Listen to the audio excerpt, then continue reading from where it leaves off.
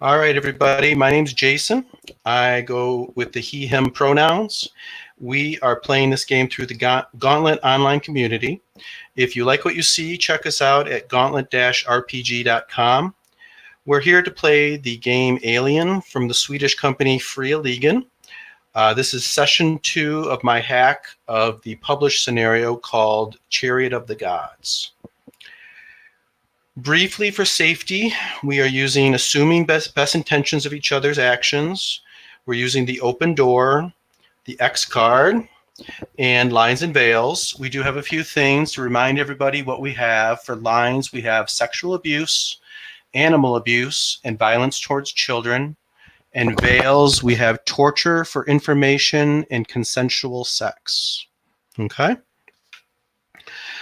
Let's go around the table and introduce yourselves with your pronouns, your character with their pronouns, your job on the ship, your talent, but don't get into the details, just kind of mention it in brief, your signature item, and remind each other once per act you can interact with your signature item in some way and reduce your stress by 1.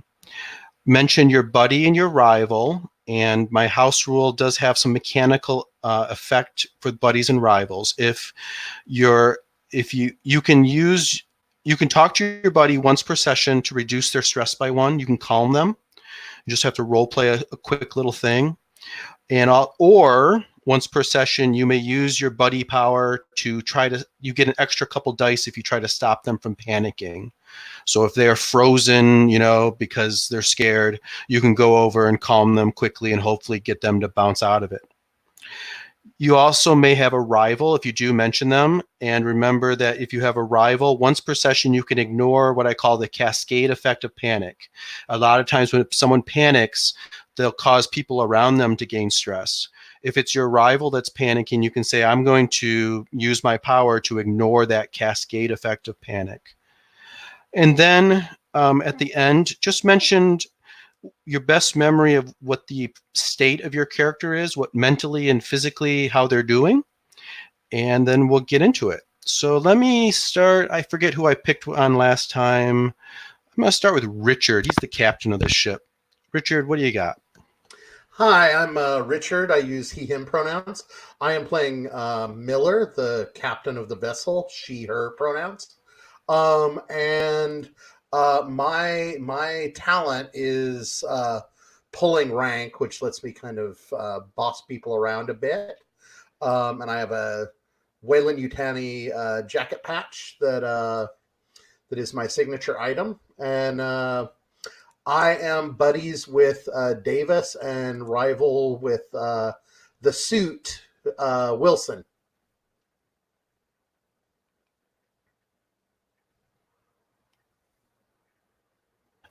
What's Miller's state of mind and body right now, would you say? Well, I'm a little stressed out. Well, I'm not at all stressed out mechanically, but I'm in pretty good shape in terms of I feel like I'm doing what I need to be doing, and there's no reason why this shouldn't go smoothly except for this thing that just started to blow up in our face. We've all seen the xenomorph in the other vessel through his helmet cam, or I think Miller. We'll get back to this in a second, but I think Miller has seen it. You were watching the camera through Rye's helmet cam, yeah. Okay. And I haven't taken any stress from that at this point. Not yet. Right? Yeah, I'll handle that once we get into it. But yeah. All right. Well, I think that's everything then. Okay, great. Let's go to the pilot, Davis. I got Sorry, Lon, you were in the middle of drinking, and I introduced you. Sorry about that. It's fine. That's just me. I always time my drinking when I'm meant to be talking. Don't always mean that. My name is Leandro. Use he, him pronouns. Tonight I'm playing Davis, the pilot. Uses she, her pronouns. She's a bit of a reckless toe tapping. This job is just monotonous and rather do anything else. Adrenaline junkie who has gone to the point where she needs stimulants to like just get through things. That's why her signature item is a pill bottle that's almost empty that she probably should have taken when she had the chance before things are popping off. But that means like she can be quite a bit reckless. Hence why she felt the urge to do an unnecessary piloting maneuver, meeting up with this waylaid ship, the Kronos, which worked out really well. I mean, for anyone who's visiting that ship, that's just less risky for them. So for Davis, worked out fine. So she's in a fairly good mood at the moment. As mentioned, she is buddies with Miller. That's about it. I guess obviously state of mind will change once we go into play, given the cliffhanger. But right now, she's just like, all right, let's get this out of the way. It's a nice break anyway before we get back to Earth. But oh boy, things are going to be quite different. All right, let's save Rye for last. We'll go to Jammy. Hi, so Jammy, they, them pronouns, please. So I'm playing Cham, who I sort of see him. He has he, him pronouns, by the way. He's like a mother hen covered in a lot of muscle. So he really loves his makeshift family and the time that they've spent together. Cham is quite strong, and his talent is true grit, meaning it's a little easier for him to at least try to use his strength more often successfully. His signature item is a rosary from his parents, even though he's not a religious man. His buddy is Rai, so that's why Cham is really about to lose it because Rai is not in a good situation. I feel like in this moment, like Cham is just like, that like shock before it really starts to sink in. I think that's like where Cham is right now. But Cham really loves everybody, so he has no rivals. Okay, and let's finish off with our technician, Rye. Steven? So I'm Steven, and I use he, him pronouns, and I'm playing Rye, and she uses she, her pronouns. Rye's the technician, and her buddy is Cham, and her rival is Miller. Her talent is, I've seen it everything before, nothing surprises me. I can ignore ones from a single roll. I'm very poor, so I keep looking for ways to get more money so I can send it back to my struggling family back home. My little brother is sick, and I have a worn photo of him that's my signature item that I keep in my pocket. I have a couple of points of stress right now, but that was fine until the last second whenever the drool came down onto the top of my helmet. I looked up and I sure hope this spacesuit has a diaper installed. So, yeah. All right. Let me take care of just a mechanical thing I forgot to cover last time. For Rye, you spent about 20 minutes fixing the panel, the power thingy-majigger. Mm-hmm. And when there's a thing in this game, you have to make a supply roll every turn. So you have 2 turns that you're using air, and I just need to make twice. You're going to make two air supply rolls. So if you look at your character sheet in the bottom left, there's something that says consumables, and under air you should have a 5 there. And all you need to do is click on the air where it says, says air, and just click on that, and it'll kick out those 5 dice for us. All right, great.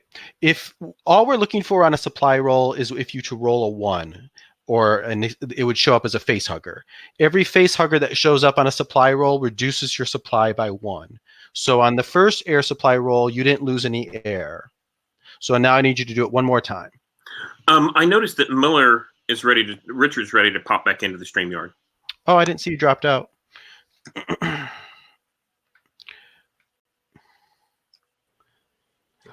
sorry, Richard. I didn't even notice you dropped out. Hello? Can you hear Yeah. me? Yeah. Okay, my video's frozen for some reason. Hang on. Okay. Oh, still frozen. Let me back out and try and come back in. Okay. So bad news, Rye. On the second roll, you got 3 facehuggers, so your supply plummets down to 2. You lose that much for every facehugger? Oops. Yeah, you lose 1 point for each one. Yeah. Oh my gosh. Was it all that like gasping for breath? Yeah, it was that must be. hyperventilating. Yeah. Okay. So that covers that. I am going to. Oh, look, Richard's back again. Let's see if we. There we Hello go. again. I'm mobile. Good, good. We All hear right. you. We see you. All right. You guys have been flying together for about 6 months. You're on a mission. Your current mission, as far as you knew, was to deliver something called helium-3. 200,000 tons of this highly pressurized helium-3. It's a radioactive gas that's extremely explosive, but it decays over time into an extremely useful power source that you're delivering to a colony called Sutter's World.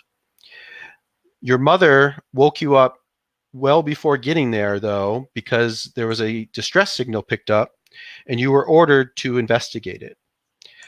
You approached, or you found a vessel called the Cronus. You approached it, and took a look at it, and it didn't respond to any communications. You spotted that it has deep dents along its hull, and you spotted there was a hull breach in the aft section of the starboard side on C deck, giving access into what do they call it? Remote power reactor control, something like that. And mother told you your objectives were to 1, recover scientific data and samples from the Cronus, escort the salvaged Cronus to Anchorhead or another Weyland-Yutani facility, and save the crew members on the Cronus. Rye volunteered to do a solo spacewalk, and Davis swung the ship up super close to your ship is the Montero, brought the Montero up super close within 5 meters of this. Your port side airlock is only 5 meters from this this hole in the hull of the Cronus, and got inside and spent some time doing some repairs, some electronic repairs, doing some bypasses. So now the power from the Cronus's reactor should be flowing into the rest of the ship's systems. Okay. In addition, Rye discovered through monkeying around with the terminal that when this emergency event happened that, punched a hole in this hull, it caused the blast doors to shut, closing off this room so that, the whole ship didn't decompress. And it also closed down most of the aft sections of C and D decks. So yeah. Let me set the stage before we get back to the moment where we stopped last time. So where am I at? Okay, here we go. So this is the Cronus, and your ship is kind of like this. I came up with that because let me drag you guys across to the page that has the deck of the Cronus that you're looking at. This is the C deck. And the Cronus, like the Prometheus from the movie, it has these huge engines on the side of it. So to get that close to it, you almost have to kind of come from underneath it to kind of put your airlock, in that close of proximity. So Davis has gotten you guys in this spot, and you're moving at the exact same speed as these ships move through space. So this is a tremendous piloting maneuver that Davis has done here.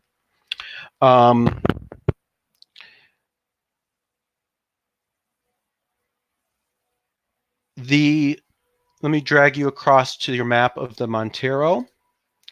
And the Montero, we established that.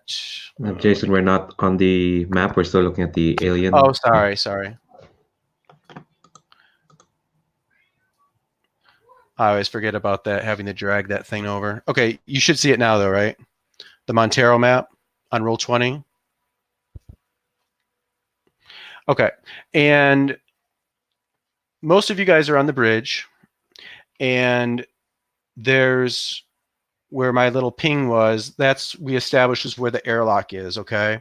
And I think I'm also going to say that that's where your equipment is in cabinets lining the walls in that little terminal there. So your additional spacesuits and the equipment that you can find on the handout that says equipment on Montero, all that stuff's in there, okay? One other thing, which is kind of a little side note on one of your other handouts, the Montero does have a little shuttle called the Daisy. The Daisy, and there is a handout that I think I've added since we played last time under... Where did I put it? Oh, it's just on the front. It's called Daisy. And if you click and open that, there's a picture of Daisy. And Daisy is a flatbed cargo shuttle.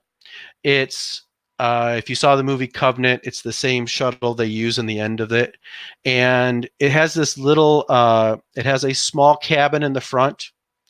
And it's big enough for a few people to fit in there. It has one seat, though, for a pilot. And then the rest of it's just a flatbed. Usually you just drop cargo on there. It magnetizes to stick on, and it's used to go to and from planets delivering cargo. Okay? So that is in your ship in the cargo area, which isn't on any of your maps. It's sort of back in the body of this humongous ship. And it's something... Is a side note, it's a bit of scale issue for me. Like the Montero is supposed to be 330 meters long, which is unbelievably huge. It's as big as an aircraft carrier. So it's a little ponderous to visualize how much space there is. But anyways, each of the characters, and we're on the Montero screen still. Each of the characters, most of you guys are in the bridge. So Cham is kind of on the port side looking, the ship is up. So you're kind of looking upwards almost towards this hole in the hull out the window. Davis is at the controls, kind of like monitoring 6 screens at once, trying to make sure that because the slightest mistake, the slightest change in trajectory or speed would be unbelievably disastrous. So you've got your eyes on all of these screens, which is probably good for you. The excitement, the adrenaline is probably appealing to you. Miller, you're sort of at the back of the bridge area. You're standing over this light table that kind of shows Rye's camera, and it also shows the layout, the floor plan of the Kronos.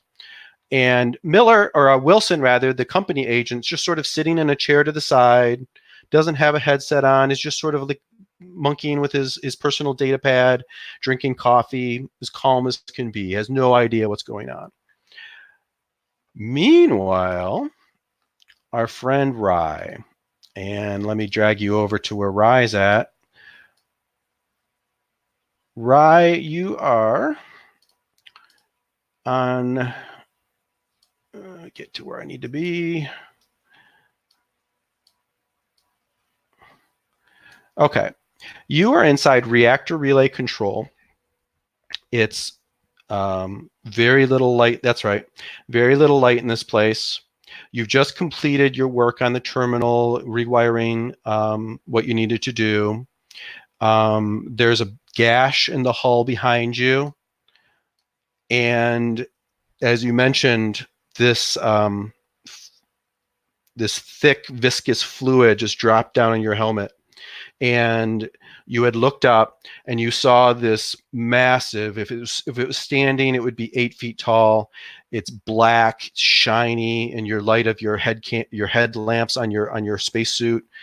It's got its mouth is open. It's got long metallic teeth. They're literally made out of metal. Of course, super sharp.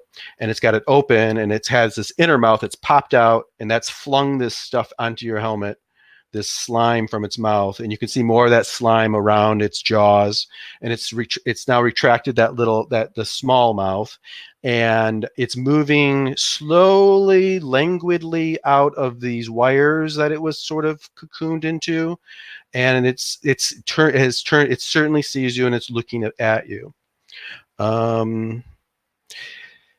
Few other things to set the stage for you, Rye.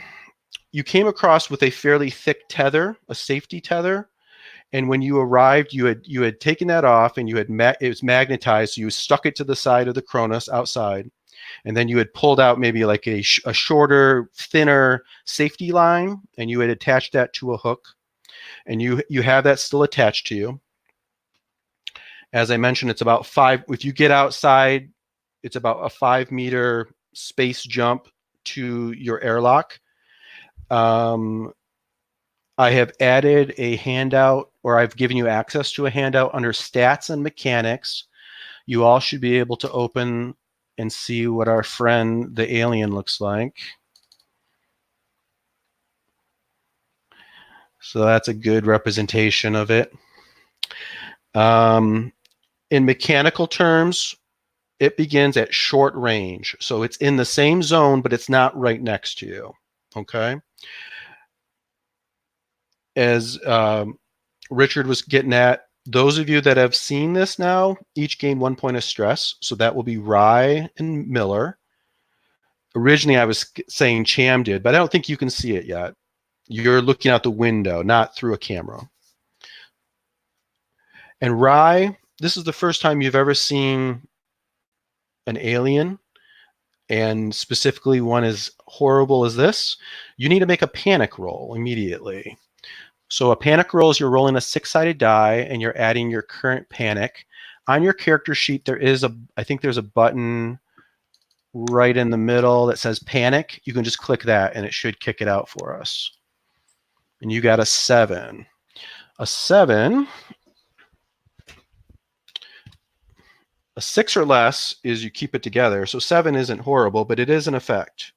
You have a nervous twitch. Your stress level and the stress level of all friendly PCs in short range of you increase by 1. Okay, so just you. And then we roll for initiative. I think everybody has the potential to get into this fight, so I'm going to have everybody roll initiative. We had trouble with this last time, and I Googled and tried to figure out if we could fix it. But if on this page that we're on right now in Roll20, off to the right, you should see the 4 of you that are in the bridge. You should see a copy of your token. If you right-click on it, tell me, does it say add turn? Can you add turn from the token you see on CDEC? It should be if you right-click, it should be the very first option is add turn. The thing is that when we're right-clicking, it's not showing any options, just showing those circles. Okay, hold on. Let me layer. Okay, so if you right-click, you're not getting anything at all, eh? No. All right. Let me try one more thing. Try it now. Probably still nothing though, right? No. All right. I think the tokens have to be like edited. They have to editing permissions have to be turned on for them, I think. Well, yeah, I thought about that. And I'm trying to see.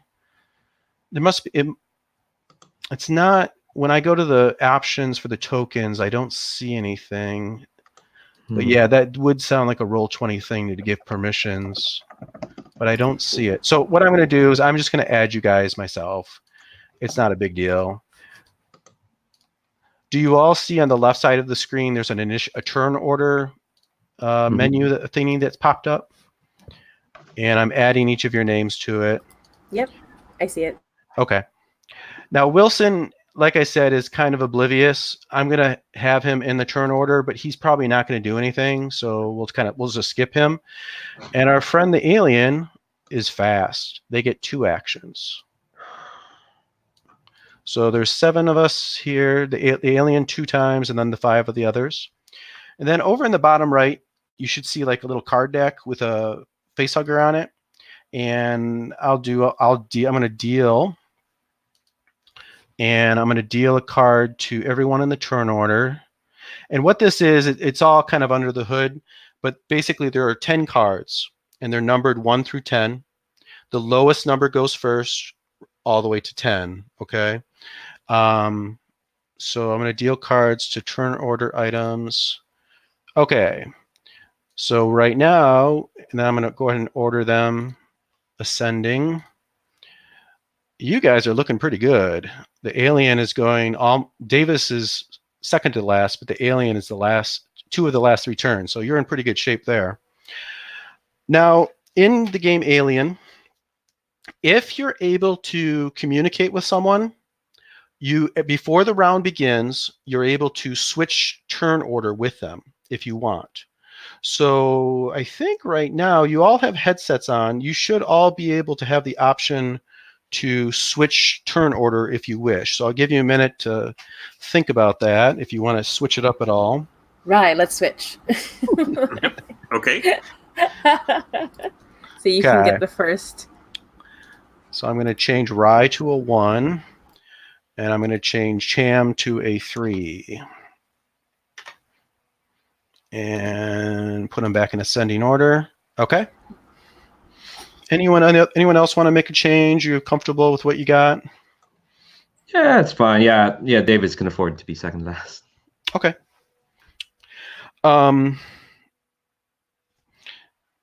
Now we're going to start it up. So, Rye, you are first. When you have a turn, you get 2 actions. You can do 1 slow action and 1 fast action, or 2 fast actions. On the copy of Alien Rule Summary on page 5 is a list of some of the kind of example slow and fast actions. In general, a slow action is something you make a roll for. A fast action is a movement, picking something up, drawing something out of a bag, undoing something, something that doesn't require an action necessarily, or doesn't require a roll. A couple things to keep in mind. In this game, you can block. If something attacks you, you can choose to try to block it. You have to have a fast action available to do a block, though. So if you go early in a round like this and you know you're going to get attacked, sometimes it's good to think about blocking or saving an action to block. However, you can only block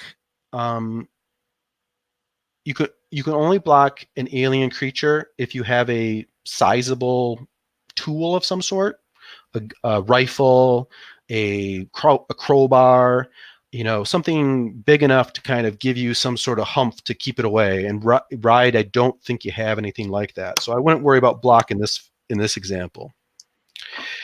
The only other thing for you guys to think about, you can help people. So Rye's going early. If you feel that there's some valid way you can help Rye do whatever she does, you can jump in, even though it's out of turn order, and say, I'm going to go ahead and help. So in that case, you would expend the same action that Rye is using to do whatever she does, and you would just, out of turn order, give that action up to help Rye achieve whatever they're doing. So you can help in combat also. Again, you just expend that action out of turn. Any questions about turns and movements and that kind of stuff? Okay, so let's go at it. Rye, what would you like to do?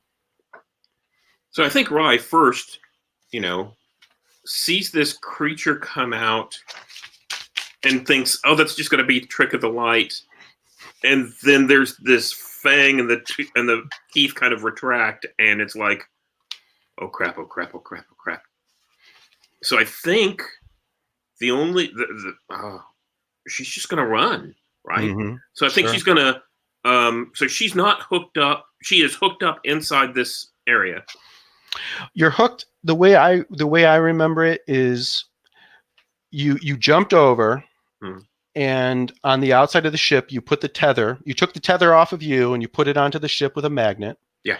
And then you slap the smaller line onto like a hook that they probably have all over the outside of these ships just for this purpose. Yeah. So I picture you have this line leading from where you're at right now outside, out into space. So you can, with your first action, you can move to, I'll go ahead and move you there, sort of like on the just outside the gash in the ship. And then you are. And you see your ship kind of like, again, it's kind of down below you, but it's got all these floodlights blasting into your face. You're half blinded by, just the floodlights that the Montero has pointed at this hole. And that's your first action. And then what would you like to do with the other? So basically, how am I connected? Is this a tether that's connected to my suit? Can I unhook that? Yeah, you could unhook it on either end if you. Yeah. So I think that's what I want to do is I want to unhook it on my end, and then I'm jumping out the hole, and that's it. That's Okay. 2 actions, right? Your Unhook and jump. your first action was moving from inside reactor relay control to the outside, and then the second action is unhooking. So you're left standing there, kind of about to jump. You follow? I do. Why do I have to move outside? Can't I just unhook from my suit and then jump out the hole? That's interesting. That sounds like a roll. Great. It's a bit of an aiming thing. So it's going to be, we'll let you do that. Mhm. That'll be a mobility roll. So, how do I assist if it's a mobility roll? Do I just say I'm helping? well, you have to have some kind of way you're kind of rationalizing it. Yeah, So, because I know don't I'm watching from the outside. Yeah. I don't know if there's any way, because you can't really see him. I mean, you tell me, can you think of some way you could help him move better from where you're at? Yeah, I'm trying to think, because I assume that I'm hearing, like, is Miller freaking out? Because even though I'm not looking, You're hearing him say, "Oh shit," in a chattery voice, because he's trembling also. So that's all you pretty much get. Then you see him. Hopefully, you see him come flying out the hole here in a second. I do think, Rye, if you look at your character sheet, I think you did earn a +1 on a mobility roll. If you might want to burn that now. Yeah. Ooh, So go for it. I actually do get a +1 on the mobility roll, but my suit is -1. That's so I think right. it evens out. So Right. yeah. So I think I'm going to just make that jump. All right, let's see it. Okay. Oh boy. Oh. Oh. So You want to push it? yeah, you can push it. As long as you don't get a face hugger, you can push. So Okay. So I add a level of stress and then do it again? That's right. You gain a stress and you do the whole thing again. Okay. Oh boy. Yeah. So Rye, you unhook the line. Yeah. And you push yourself off the floor, but your leg tangles in the line.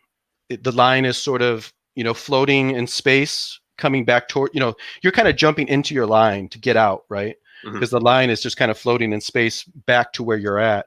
Yeah. So you get tangled in the line, and you're going to get to that edge there, but that's as far as you get. Yeah. And you're there tangled in your line, kind of half turning slowly in space. I'm probably going, oh crap, what's that? Oh, it's got me.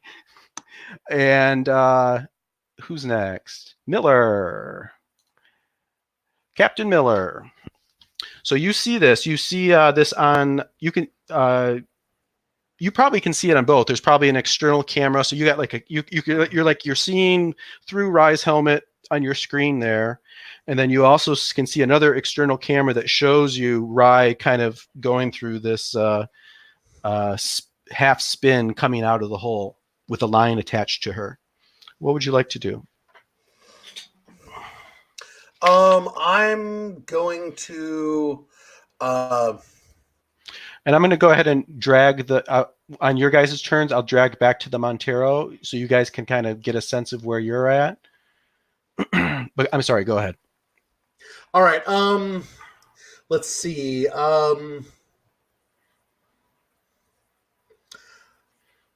I'm gonna be Rye. You need to keep it cool. You know the procedures. You know how to do this.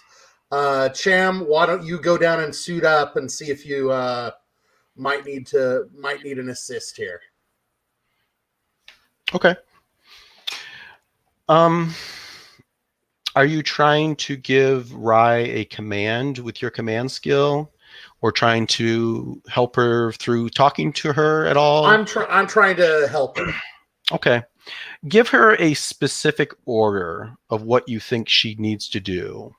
And then if she's able to do that, we'll give her that advantage.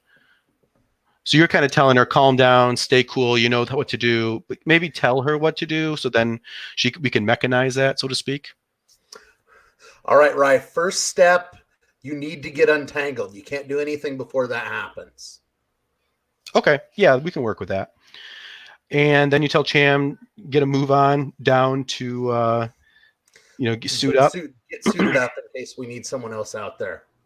So I'll say you could probably, I'll let you, you can command one or the other. You can help, because there is a role that Cham's going to do to put a suit on.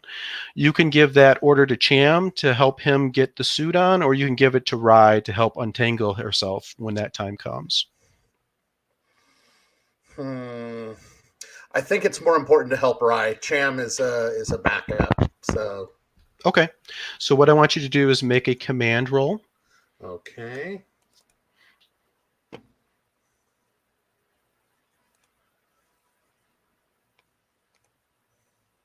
Okay, beautiful. So Rye, make a note that you, and I'll make a note too, that you have +2 dice on your next mobility roll.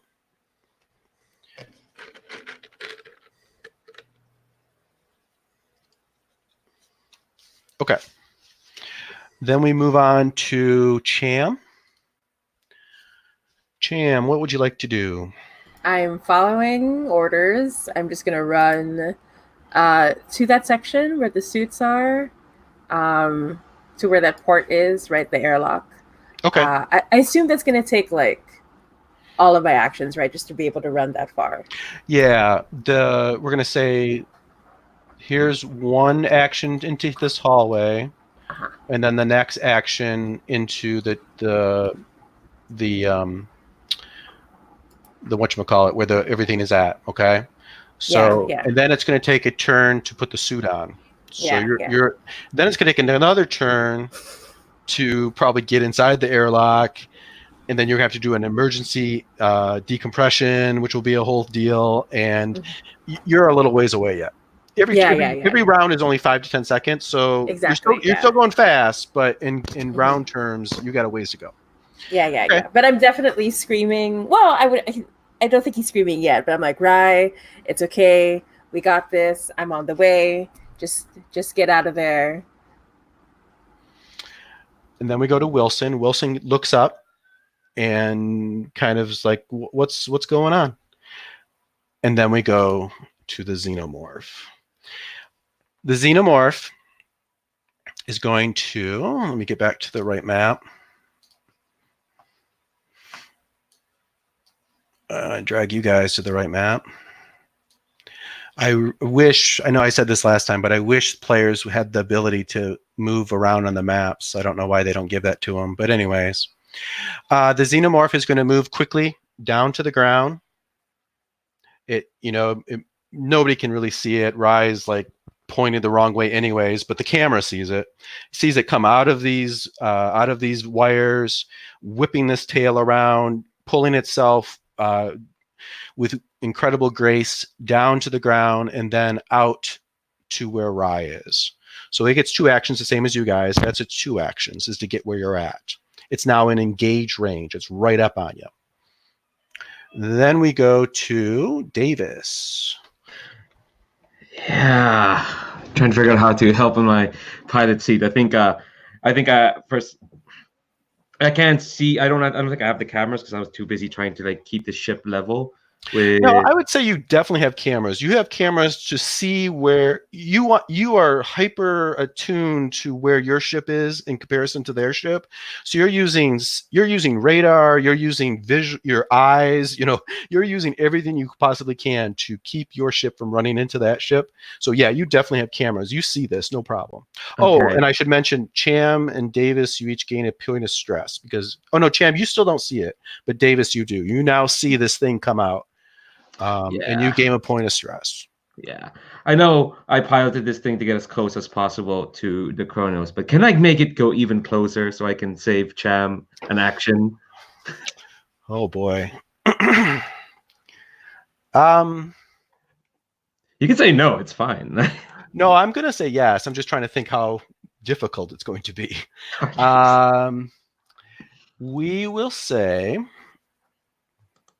you give the maneuvering thrusters on the, I guess it would be kind of in, I don't know, the opposite, whatever maneuvering thrusters you'd have to do this. You're trying to kind of pivot the head of, or the front section of your ship that much closer to right up to it. And I'm going to have you make a piloting roll, but you're going to be making it at -2 dice. Okay. So when it says modifier, you're going to put in a -2. That's fine. It's fine. It'll be, well, I mean, okay, I'll just make the roll. Okay. Oh boy. Wow. The dice are listening. And it's All not right. the stress dice. Yeah, so the first thing you're going to do is you're going to make, you don't have any, your talent doesn't help you here.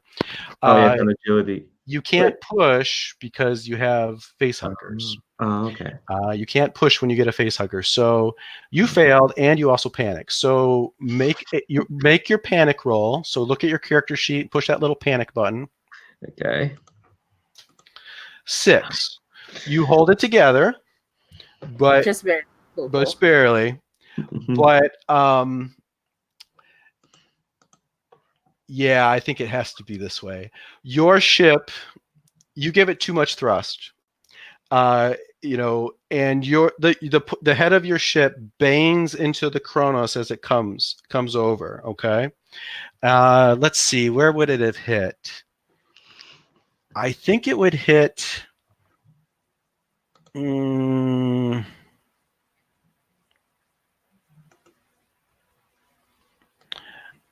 I think it's going to hit kind of about here.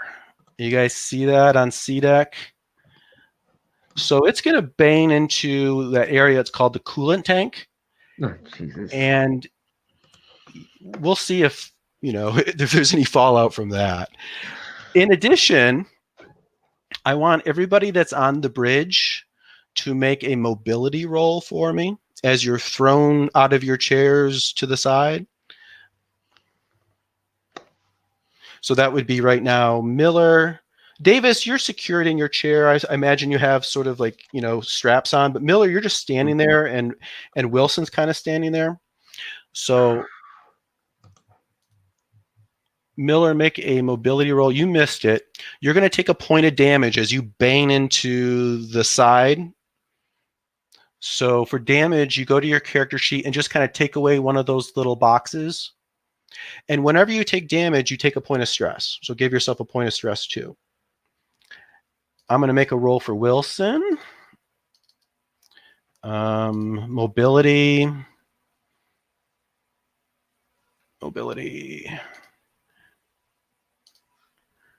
And Wilson panics, but NPCs kind of panic when the GM wants them to. So Wilson makes his, so he'll brace himself. He doesn't take any damage. He spills his coffee all over. And he's like, God damn it, Davis, what the fuck? And yeah, that's where we're at. And your ship, I'm going to give you a break. The bridge doesn't decompress, but it's got a big old dent in the front of it, okay? Rye, the good news is that the ship is indeed closer to you now. So we'll see how that works. And then I believe that moves us to the Xenomorph. Okay. The Xenomorph is going to attack you, Rye. And in Alien, monsters, they roll a single die to determine what attack they do. I roll a d6. If I roll low, it's generally not too bad news. If I roll high, it's generally really bad news. Do you want to take the fate into your own hands, or do you want me to roll that d6? Oh, I'll let you roll it. Okay. Yeah. Here we go. I got a 6. Oh. Okay. Let me find that here. All right. I got it on my sheet.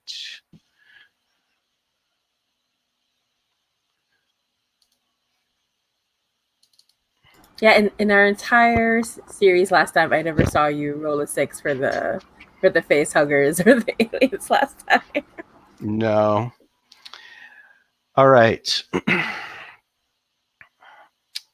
Here we go. So as I mentioned, it comes swirling out. You're like this all jumbled up with wire. It grabs you as you spin around, and you're looking in your helmet back because you know you're spinning back to where it must be, and you don't hear anything, of course, because you're in space. So you're looking back, and you see its face right there, and you see that jaw open and that slobber glistening, in these bright lights, and you see that little mouth, and it shoots out. And let's see what happens. Let's see. I'm going to roll a good pile of dice here.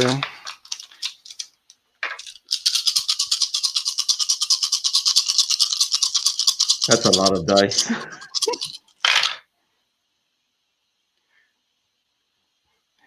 They all missed. Not a single hit. So So how does that work since that was off screen? Which was? So dice the rolling? dice that you rolled, yeah. I rolled exactly the same as you guys. Oh, okay. This attack was with 9 dice. Okay. So xenomorphs generally have lots of dice in their attacks, but mechanically they work the same. They're looking for hits the same as you guys. They don't panic, but they're looking for hits. Okay. And they didn't get any. Okay. So I think what happens is that at the same moment that the mouth shoots out, bam, the ship hits, right near, and it's jostled. So its mouth goes flying right past. If you weren't in space, you'd hear a whistling sound, right? And you pee yourself, and we go to the next round. I think I start screaming into the mic, so it's super loud. Sounds reasonable. Yeah. Okay. At the beginning of the round, you have the option again to exchange initiatives if you want to. So does anyone wish to exchange their initiative with someone that they can talk to? Do you guys want to see what happens to me first? Well, you have to do it at the beginning of the round. You can't wait until... No, that's what I mean is, Keep it the same? Yeah, let's just keep it the same. Yeah, it seems reasonable. Okay, so Rye, you are up. You're tangled in wire. The ship it's just a meteor away. You see that airlock sitting there a meteor away. What would you like to do? So this thing's right up on top of me. Yeah. I can't let it stay on top of me. So I've got to do the obvious thing, which is I brought a grappling gun in case I went loose. So I'm just going to whip that up and pull the trigger on the grappling gun just to try and push it away. Okay. That works well. So there is an action in this game called push. It's a fast action. It's a close combat attack, and generally, I think a grappling gun, it's usually a range combat thing. But in this situation, since we're in space, that idea of shooting that and hitting it and using that propulsion to kind of push it away, I like that. So what we're going to have you do, instead of a close combat roll, we're going to do a push with range combat instead. So you're going to roll a range combat attack. You look at your card, and you want to see, does that weapon have a bonus, which I don't think the harpoon gun does. It has a bonus of 0. So you're just rolling straight up your base dice and your stress dice.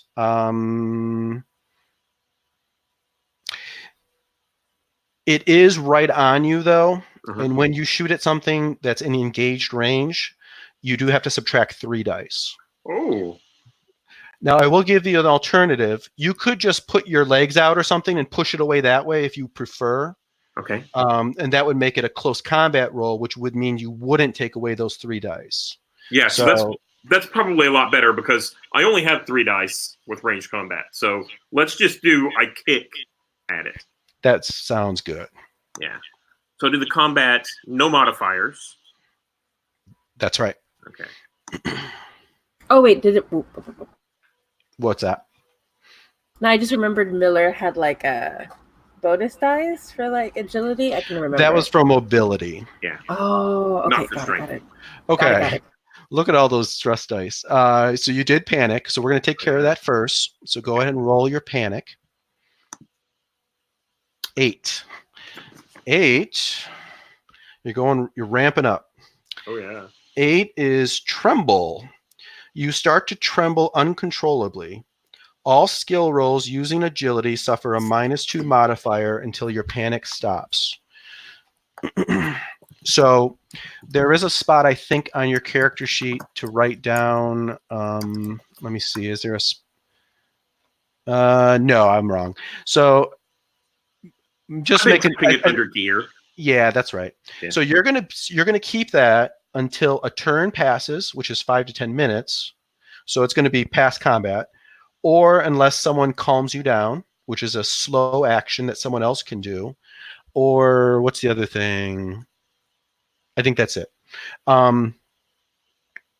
So you did succeed though, didn't you? You got some dice. You got a hit. Yeah. So you succeed in pushing this thing out to short range. So it goes kind of back against the hull of the Kronos.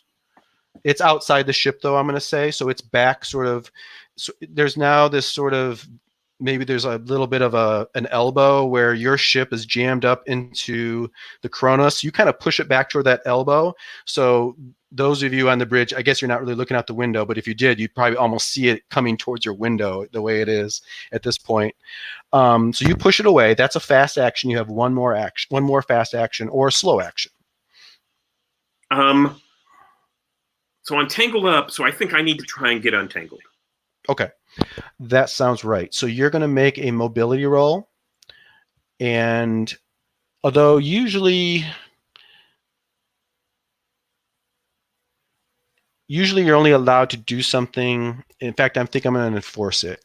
So I'm actually going to say that the untangling isn't that hard. I'm not going to force you to make a roll for that because you're in space. It really just kind of tripped you up. It didn't necessarily, you're not confined, you're not bound. So you take a few moments to kind of rip the line off of you and throw it out into space. So you're still there, but I'm not going to make you make a roll for that. And you still have that +2 to mobility. Okay? Okay. We then move to Miller. Captain Miller, what would you like to do? You're laying on the ground up against a terminal where you got flung. All right. Into the comms, I'm gonna say, Cham, you need to move your ass out and get out there. You're going to give that command to Cham then to give him an advantage. Okay, great. So prior to that, I am going to interact with my signature item. I'm gonna just press my hand against the patch and try to compose myself. Okay, that sounds good. So go ahead and take off a point of stress. Okay, and then make the command roll. Then make the command roll. Okay, you got a hit on your stress die, and you got a regular hit, so that's 2 hits. So Cham, make a note that you have +2 on your mobility roll getting outside. It's probably going to be putting your suit on. And I think that's it for Miller. Let's move to Cham. Let's move you back into the Montero. So you're in that sort of junction where the airlock is. You see one of the spacesuits sitting there up against the wall. You want to try to pour yourself Yeah. into that? Yeah, Okay. absolutely. To quickly get into one of these requires a mobility roll. So you're going to make the mobility roll with +2 die that Miller gave you. Okay. Let's see. Where's my mobility? It's under agility. There we go. Okay, good thing I have that +2 from. So I just add 2 to the modifier, right? That's right. Just write Okay. 2. Okay, here we go. Woo. All Oh, right. ugh. So you may push it if you wish. I'm gonna push it. My friend's on the line, so I just mark the stress and push, right? Yep. Mark a stress. Push it. Do I still get the +2 dice, or? Yeah. Yeah. Okay. Worth the push. All right. Great. All you needed is that one hit, and you got it. So now you're in the spacesuit. That's your slow action. So now you have a fast action. Probably opening the airlock. How's that sound? Okay. Yeah, so absolutely. So there you are. You're in a spacesuit. The airlock is open. Alternatively, you could grab a weapon or something off the wall. Oh, what weapons are we looking at? If you go to the handout called Equipment on Montero, right. There's a list of the stuff you guys got. Okay. I'm going to get the bolt gun. Seems big. What else? Incinerator unit. And I did Google. Incinerators would work in space. Okay. They have their own gas as part of a flamethrower, so it shoots out a gas that has its own whatever you call it, propellant or whatever. So yeah, what do you want? You want to grab something, or you want to just open the airlock?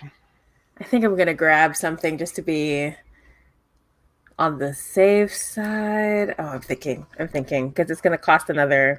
Because in the next turn, it's gonna be open the airlock and then you would open the airlock, then move in. Then the following turn, you would emergency cycle the airlock. Then the following turn, you would open the outer airlock. Oh my gosh. So yeah, I mean. Yeah. So far, Ryan's still kicking though, somehow. Yeah. I think I'm gonna. Okay, I'll get the weapon just in case. Like, I want to be positive and feel like Rye's gonna hang on until I can come in with a. Because like worst comes to worst, Rye will meet me halfway. Yeah. So which weapon do you want to grab? Yeah, like I feel like the incinerator, knowing what we're up against. Okay. So what I want you to do is copy or erase that from the equipment on Montero, put it on your character sheet, and a little bit of a tutorial on how that works.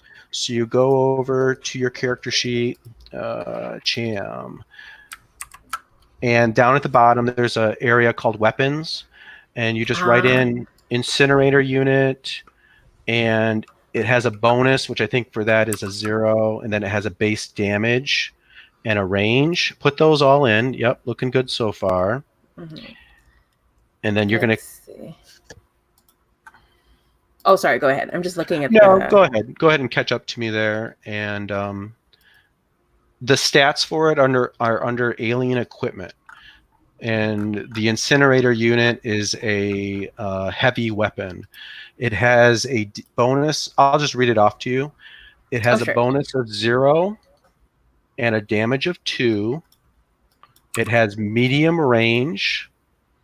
It has a weight of 1. And for you, just make a note of the weight. You're super strong. It's probably not going to be a big deal. Mm-hmm. And then it has a special thing put in that little note area, comments, description, and notes. Put in 1 weight and then put in fire intensity 9. Ooh. Okay. That sounds promising. Mm-hmm. Okay. And while we're at this little tutorial, there's a box right above weapons. It says encumbrance. Just change that to 1 because you now have one total encumbrance. And by the way, your maximum encumbrance is twice your strength. So you have a 5 strength. You can carry up to 10 without any negative effects. You can carry up to 4 times your encumbrance but then you have to roll to even move around. So keep that in mind. Oh, one last thing is the incinerator is a range combat weapon, so you're going to change that little CC box to the RC box. Oh, got it. Oh, so I see it. Sorry. Yeah. Yep. I think you're good to go. All right. Cool. So, Cham, you fumble with it at first, but you get mad and you pour yourself into the spacesuit. You grab the incinerator off the wall. You're ready to rock and roll. We move to Wilson.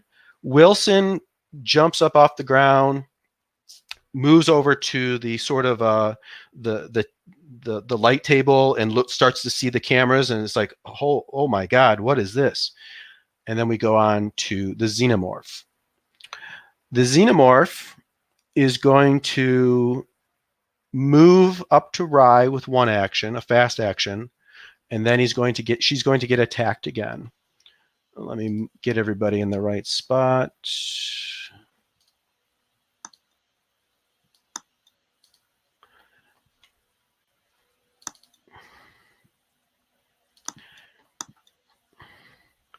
So, Rye, you're still pretty much the same spot. It got flung over here, and now it's moved up to you here. So again, I'm going to roll a 6-sided die to see which attack we do. I got a 4 this time. 4.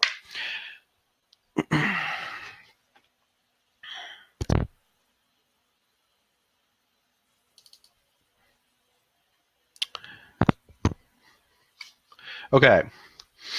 It moves along the hull and grabs you as you're floating there, and it draws you to it with these long.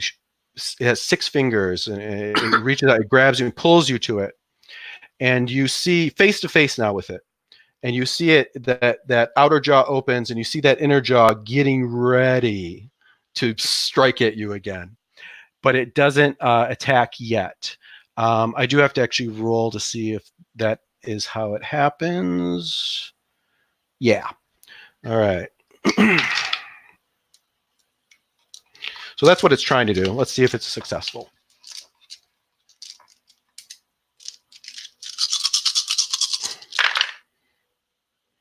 Yeah, I got it. I got a couple successes. It doesn't do any damage, but you're now what's considered grappled. You can try to break free, but you have to make an opposed strength roll against a xenomorph. So we'll see how that goes. If you don't break free, you know what's going to happen next. And we move to Davis. Yeah. So we can see this now because they're kind of on the outside of the Chronos, right? Yeah, like from where you're at, you can kind of first of all, like your window is kind of up against the Chronos now, but you still have your cameras, your external cameras, and you have to click a button to move to a different camera because maybe the one you were using is now smashed. Mm-hmm. But you move to a different camera that's maybe farther back on your ship, farther aft, looking out at where Rye is being held by this thing, up against the Kronos' hull. Yeah. To continue my adventures in reckless piloting, can I? Well, hitting it with the Montero would be probably incredibly reckless. Oh boy. It's gonna have another turn. No, yeah, it's there's really no way that could happen. Yeah, okay. I think no. Yeah, I figured it would be ridiculous. Especially with the grapple going on. Yeah, I wanted to break a grapple, probably not with the ship. That's probably not the way to do that.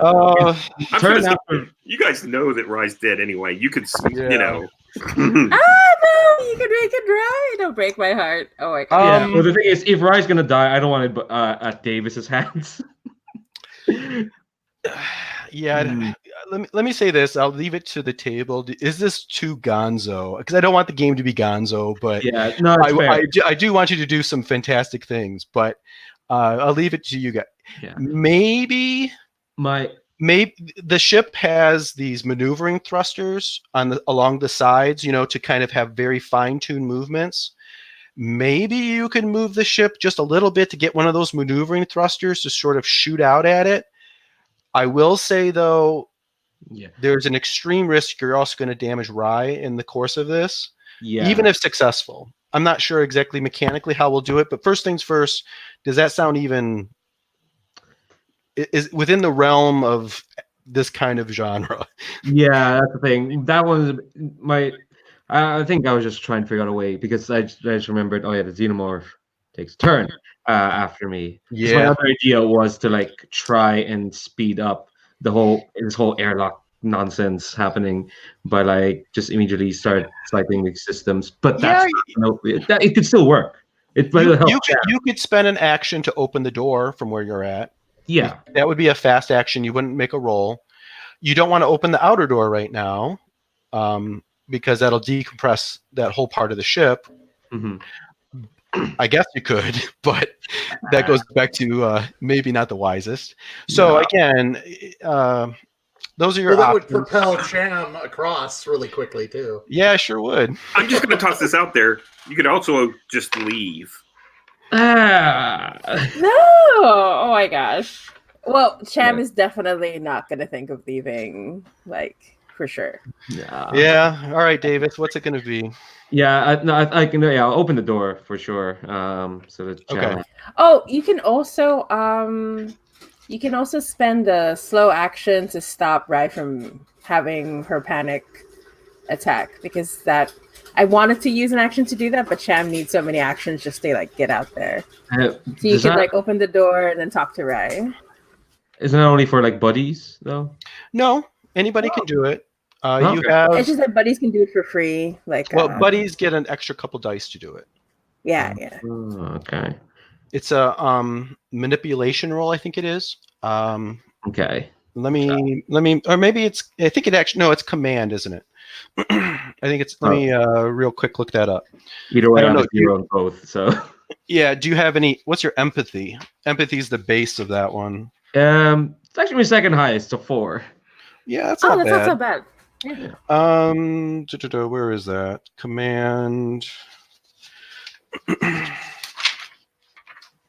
Yeah, it's a command roll.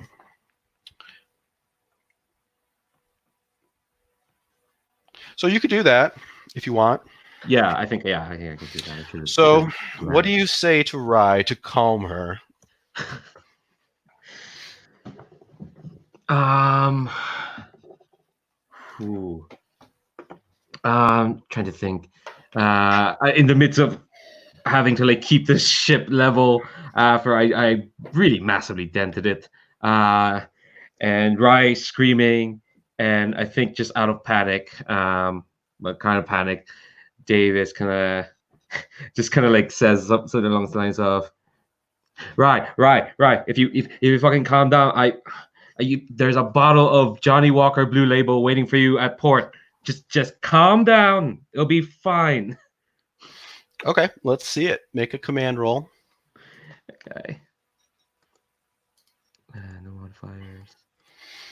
Oh, Okay. buddy. So you have to make a panic check. Okay. I'm panicking. That's the best I can do. Do I bump it up first before I panic, or? You don't bump it up. Okay. When you roll panic, you don't increase stress. Okay. All right. Cool. Panic here.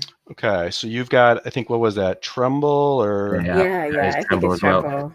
So you got the same deal. So you start to tremble uncontrollably. All skill rolls using agility suffer -2.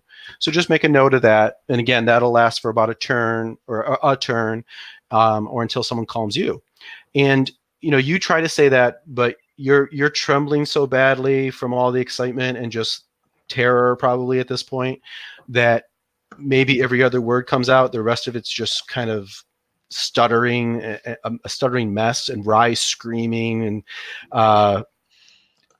there's probably some static. There's a lot wrong.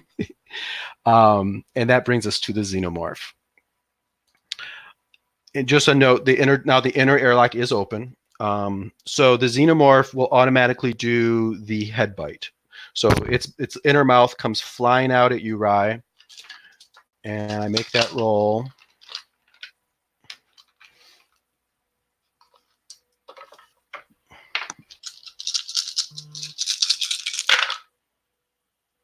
And it did get a success.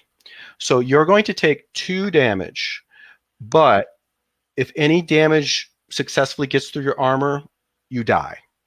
So this is your health doesn't matter on this.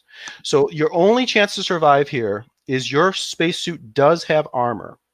If you look at your character sheet, you should have a number under armor, and that if you push that, and you need to get at least 2 successes to bring me down to 0 damage. Okay. So I think you need 2 6s basically, Yeah. if I remember correctly. So on armor, I see a number next to it, which is 2. Is that the number you meant? Yes. Okay, so I'm going to click on armor. Yep. And no modifiers. No modifiers. 1 success. 1, not quite enough. Right. Oh my gosh!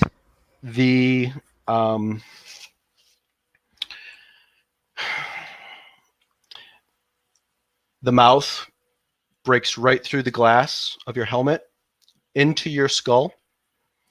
You guys hear a horrifying gurgling sound coming over your mics, and we'll move the initiative on to the next person, which would be Rye. We're going to skip Rye. And I think, so, like, does blood splurt out over the camera? Oh, yeah. Oh, yeah. Oh, yeah. And probably blood pressure kind of it's seeping out into space, of course, and it's holding on to you. We get to Miller. Miller, you're still on the ground. You're yelling to your teammates to do this, to do that. Rye, you hear this gurgling sound, the smashing, glass smashing and gurgling from Rye's headset.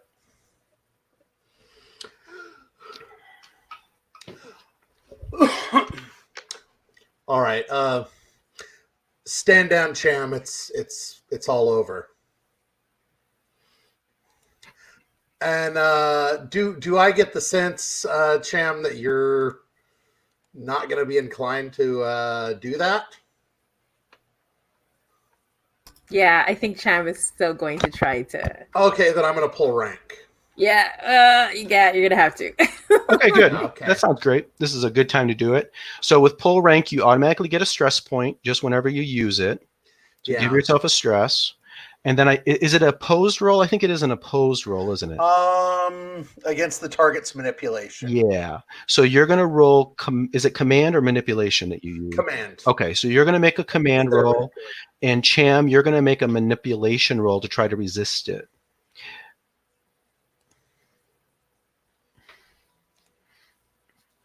So Miller nails it for sure, but wow, the successes. But she panics. So let's see that first. All right. There's the panic button. Oh, there it is. I see it. Okay, so you hold it together, and you get more successes than Cham is able to get. When you have an opposed roll, you're trying to do something, and your opponent is trying to take away your hits, your 6s. So you've got 4, and Cham took away 0, so you've got more than enough successes to take care of this. And tell us what pull rank does when you're successful. The target must follow my order, even if it means harm or danger. Okay. So Cham, I'm going to jump in and say you just reach out, push, you shut the inner airlock.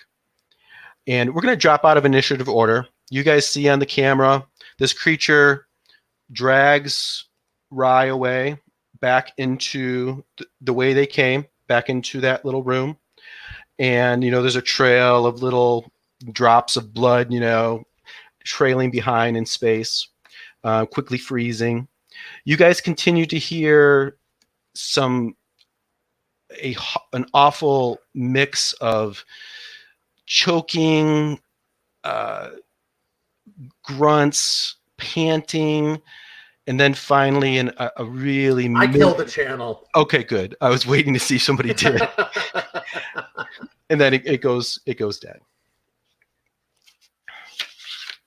Your ship kind of maybe the momentum. I don't know if it would. It's kind of you're probably not moving much away. Maybe a little slowly away from the Kronos, but you're still pretty close to it. So we're out of initiative. What do you guys want to do next? All right, Davis, back us away a little bit. Easy. We don't know if that thing can jump over here. So we need to get a little distance so we can figure out how we're going to handle this. Yeah, Davis is just gonna like follow the command, but her foot tapping, which is usually pretty bad, has gotten much worse, for sure. I'm gonna take a second and go, Davis, look at me. You've got this. I'm gonna try to calm Davis down. Okay. So that's a command roll. Yeah, and Davis is my buddy, so does that add? You can use that power. You can use your buddy power once per act. Do you want to go ahead and do that now? Yeah. Okay, that sounds good. So give yourself 2 extra dice.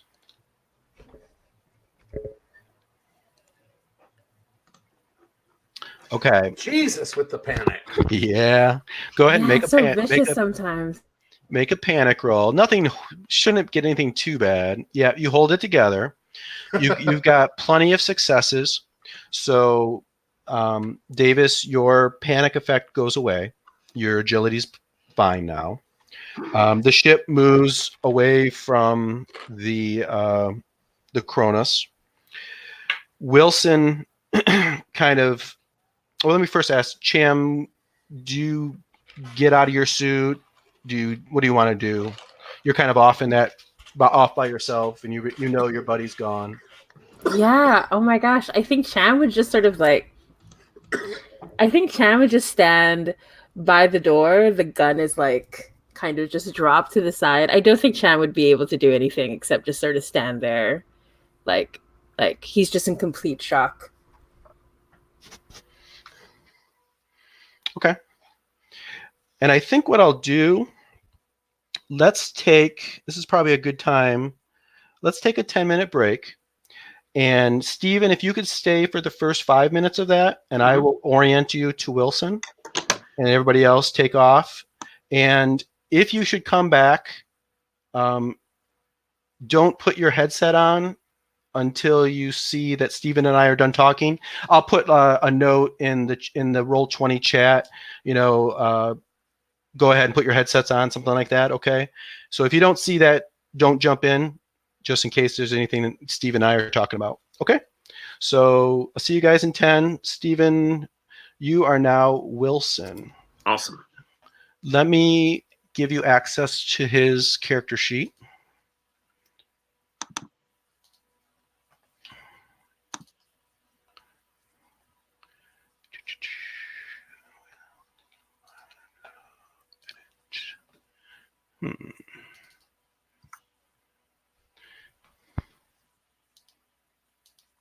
So in previous games, did anyone survive, or was it half and half, or? I've only played it once before. In November we played it, and nobody died mechanically speaking, but sort of narratively at the end, they all died. They were in a situation, we ran out of time, and it was clear that not many people were going to make it. So we kind of did some hand waving, and only one person survived. But no, this is the first time mechanically I've seen someone die. Ooh, you did pretty good though. You had your chances. I couldn't believe that I lasted a couple of rounds.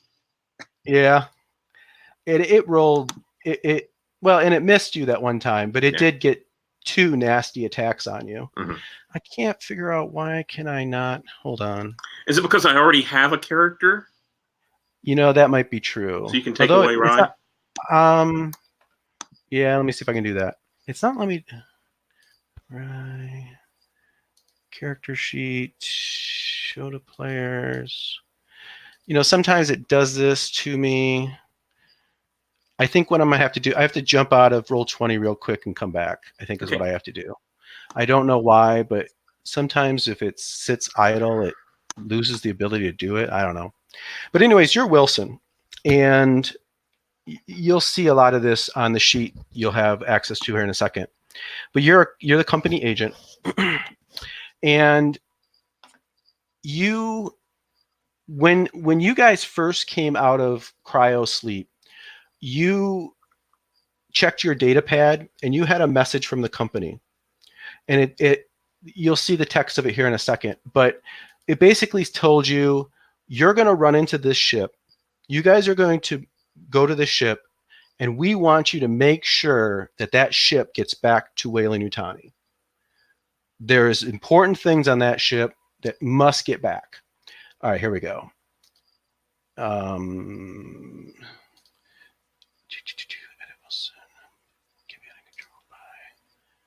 Stephen and Stephen. Okay, so you should be able, under character sheets, to see Wilson now. Yeah. So if you open them up, on the front page, if you scroll down, it says Act 1. Mm-hmm. Go ahead and read through that. Basically, it covers a lot of what I just said.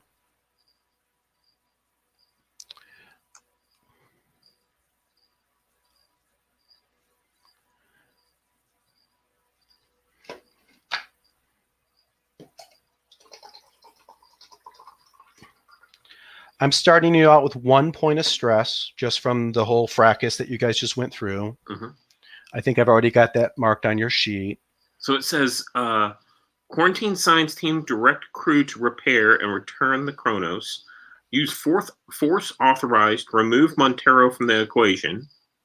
Transfer crew to the science vessel. So in other words, make sure that the Montero can't be used.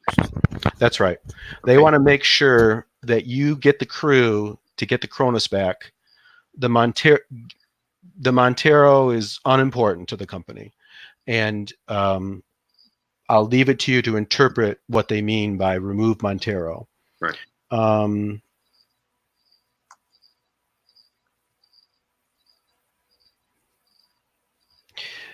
Your signature item is an access key card. You have a specially strong, the company agents have a key card that it gives you access to your mother. It also gives you access to any Weyland-Yutani mother chamber. So if there's a mother chamber on the Kronos, which there should be, you can get in there too if you need to. For example, Miller has a key card, but that only gives access to the Montero's mother chamber. And is that public knowledge? Yeah, I would say so. I think all of the space truckers know that the company agents really hold the power. Okay. So seeing that and seeing, the plans, was there something else? No, I think that's it. Great. Do I have a buddy or a rival? I don't have a buddy. I have a rival of Miller. That's right. Okay. So while that fracas is going on, can I do something to make the Montero uninhabitable? So I don't think I can cause, a leak, but I could do something so it, like whenever it banged into the ship, it damaged the cargo. And the cargo is like either leaking radioactive material, so we can't stick around here, basically open a hatch, or make it ready to explode. You would have to actually physically go down in there and do something to trigger an explosion, or put a timer of something on there somehow, or you would have to go into the ship and hack it and have it send out a false message that the life support is failing or that the cargo is about to explode. So you would have to go about it. You would have to go about doing something kind of on the sly where the others don't know about it too, right? And I don't really have that skill, right, to hack stuff. No, I think he has pretty good comm tech. I don't recall. I think you're smart and you're manipulative, as you would expect. So could I have Mother do that? Send out a fake message?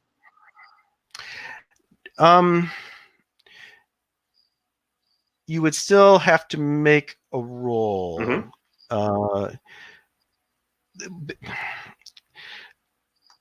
Mother kind of gives you, well, let me see, how would I put this? I guess the short answer is no. Okay. No, you'd have to do it at a terminal somewhere else in the ship. Mother kind of gives you information and kind of runs the systems, but she doesn't actually, you can't actually control the ship, or she doesn't, I guess you probably could, but it would still require probably a ComTech roll. Put it that way in mechanical terms. Yeah, but I like. So what I'm hearing is I need to, in order to do something like that, I would either need to go into Mother's chamber and make a ComTech roll, or go down to the cargo area and make a ComTech roll. Right. Or find a terminal somewhere on the ship that you could access the systems that you're trying to get access to.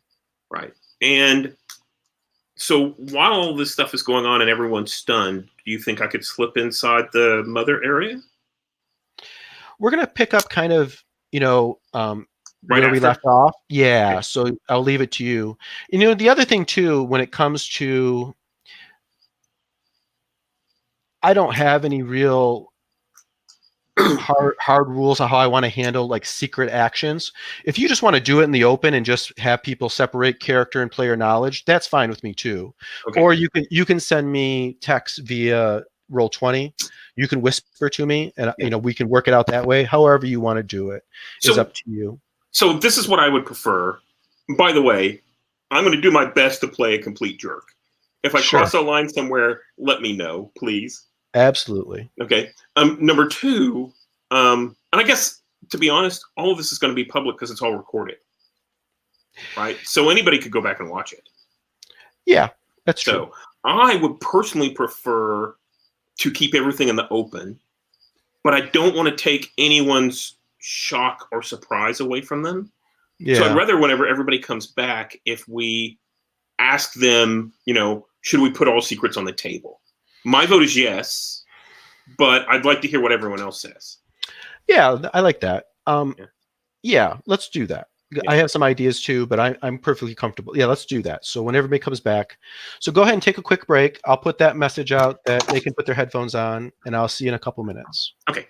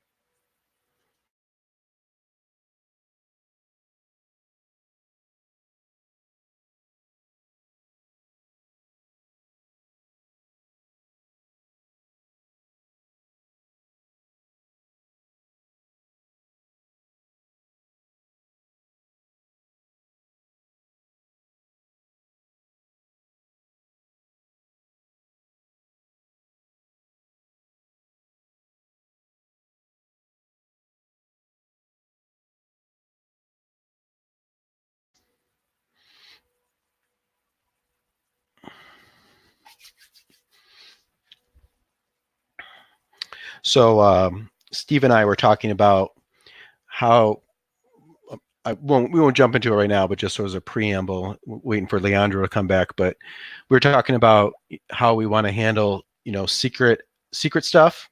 Whether we should just do it all in the open, whether we should keep it all secret. Leandro, we were just talking about, Steven and I were talking about like how we handle like secret stuff. Do we want to just do everything in the open? Do we want to keep it all under the table, or some hybrid? And I was thinking about it for a minute here, while we were on break. And I'm thinking, and I'm open to everybody's feedback on this, of course, but I was thinking, if it's like a whole scene where you're doing something secret, like where you're going to like go off and do something fairly complicated, maybe we just do that in the open, but don't make it don't overtly express your motivation. Maybe it's like it's like watching it on a TV show and you see this scene where this other character goes off and does this mysterious thing, but they don't come out and say, I'm looking to kill everybody. You see them setting the ship to blow up or something, but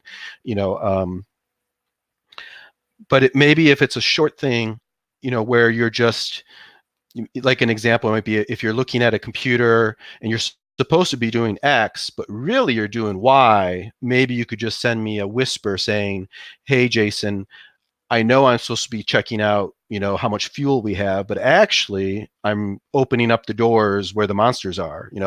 The reason I say trying to keep some things secret is the game is kind of, the whole secret agendas and some other aspects of the game are looking at the fact of where that secret agenda comes out, at the worst possible moment. And it does take away some of the suspense, I think. On the other hand, the practicality of just having things in the open and trusting the players to separate player and character information, I'm comfortable with that too. So there's my long-winded thoughts about it. What do you guys think? Yeah, so for me, like normally I'd like things out in the open, but when we played it last time, it was really fun, that last minute reveal. So I think I'm totally cool with how you're proposing it, like sort of like that mysterious sort of TV show aspect instead. Yeah, I'm totally all for it. That's fine by me. I don't really. I mean, I'm kind of spoiler immune, but I can absolutely defer to whatever the group wants. Yeah, I'm kind of in the same boat as Jamie. Although I wasn't in that session, I keep hearing tales about it. It's like, oh, wonder what it's like to experience that. At least knowing that there is secret agenda stuff helps for sure. So like, I don't have to. No one has to question like, oh, you're doing okay. No, that's fine. That's fine. It's all good. Yeah, I'm down for what you proposed there, Jason. So I think for me, I prefer for there not to be any secrets for players, but for PCs, there are, of course, and that's just so that other players can lean into it really hard. But I think what we're describing is the same kind of thing you'd see in the movie, right? In the movies where it's like, oh, something weird is happening. Oh, that guy just screwed everyone over. So, okay. Right. Well, let's try this sort of hybrid system. It's probably complicated, and I'm sure we'll mess it up, but that's okay. You know, I'm sure we'll mostly get it right. So let's run with that. So like I said, if it's just a brief thing that you're something secret you're doing, send me a whisper and we'll cover it that way. If it's something more long-winded or something complicated, then let's play it out as a scene, and we'll just try to keep as much of your secret side of that hidden as you play out that scene. Okay. So we'll use that as kind of our basic set of rules of how we're going to handle those, and we'll just see how it works. Okay, so let's pick up moments after those events. The ship has pulled away, I don't know, 100 meters or something from the Cronus. You know, you see now, Davis and Miller, that there are some minor systems that are a little messed up. Like I said, some of the maneuvering thrusters have been destroyed. Some of the communications wires have been broken, but you have secondary systems for at least the communication. So nothing is horribly bad after your crash. You do see, though, that, you know, looking across, Davis, that there is coolant is sort of seeping out of the hole. There's a new hole in the Cronus, and there's coolant seeping out through this hole into space. The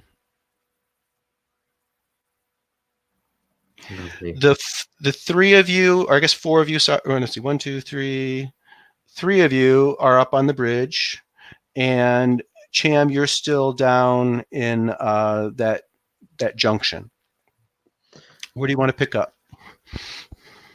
Well, Captain, what's our next approach? Wilson, I want to see if whatever Riot over there got their comms online. Can you ping their communication system, see if it's receiving signals now? So that's me, right? You want me to do that?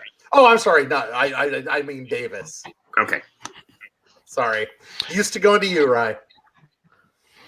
So you, Davis, you don't need a roll for that. You try to ping them, and you get you get nothing. The same as before. It's like their system is either broken. Not a peep, Captain.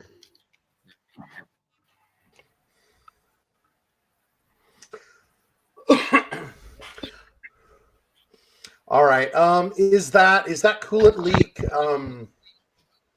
Is that actually like acting as like a thruster? Is it like nudging the ship away from us, or? No, it has enough momentum the way it's going that's negligible. Okay. It seems to be. It's not squirting out. It's more seeping out. If there's not a lot of pressure behind hopefully maybe that tells you the hole isn't very big. Can I tell? Or maybe like, there's some sort keeps leaking. Oh, sorry. Go ahead. Can you tell? No, yeah. Would we be able to tell what would happen if the coolant just kept leaking? Like, are we on a time limit? Well, Cham can. It's hard to tell.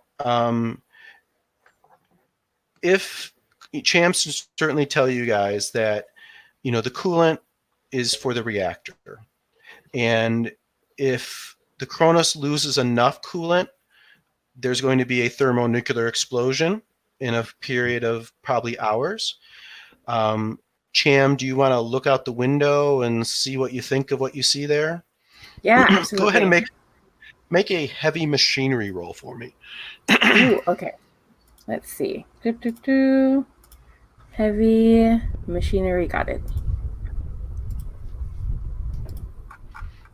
Wow. Okay, so you nailed it. You can actually go ahead and look at the stunts under heavy machinery too if you want. You got 2 stunts. You can probably bank something.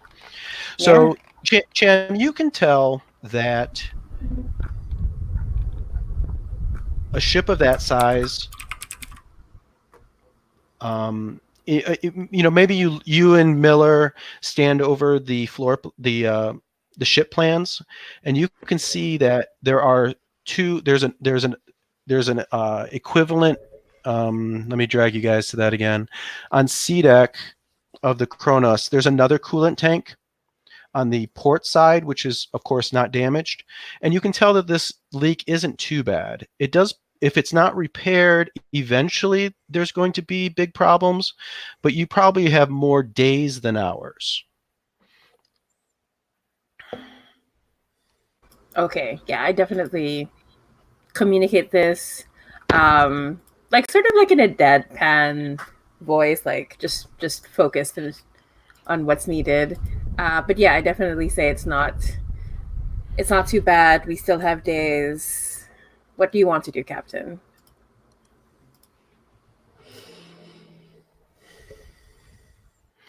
Let me remind you guys too that there are multiple airlocks on this ship. There is the quote unquote main airlock, probably is on the top of the ship, the dorsal level.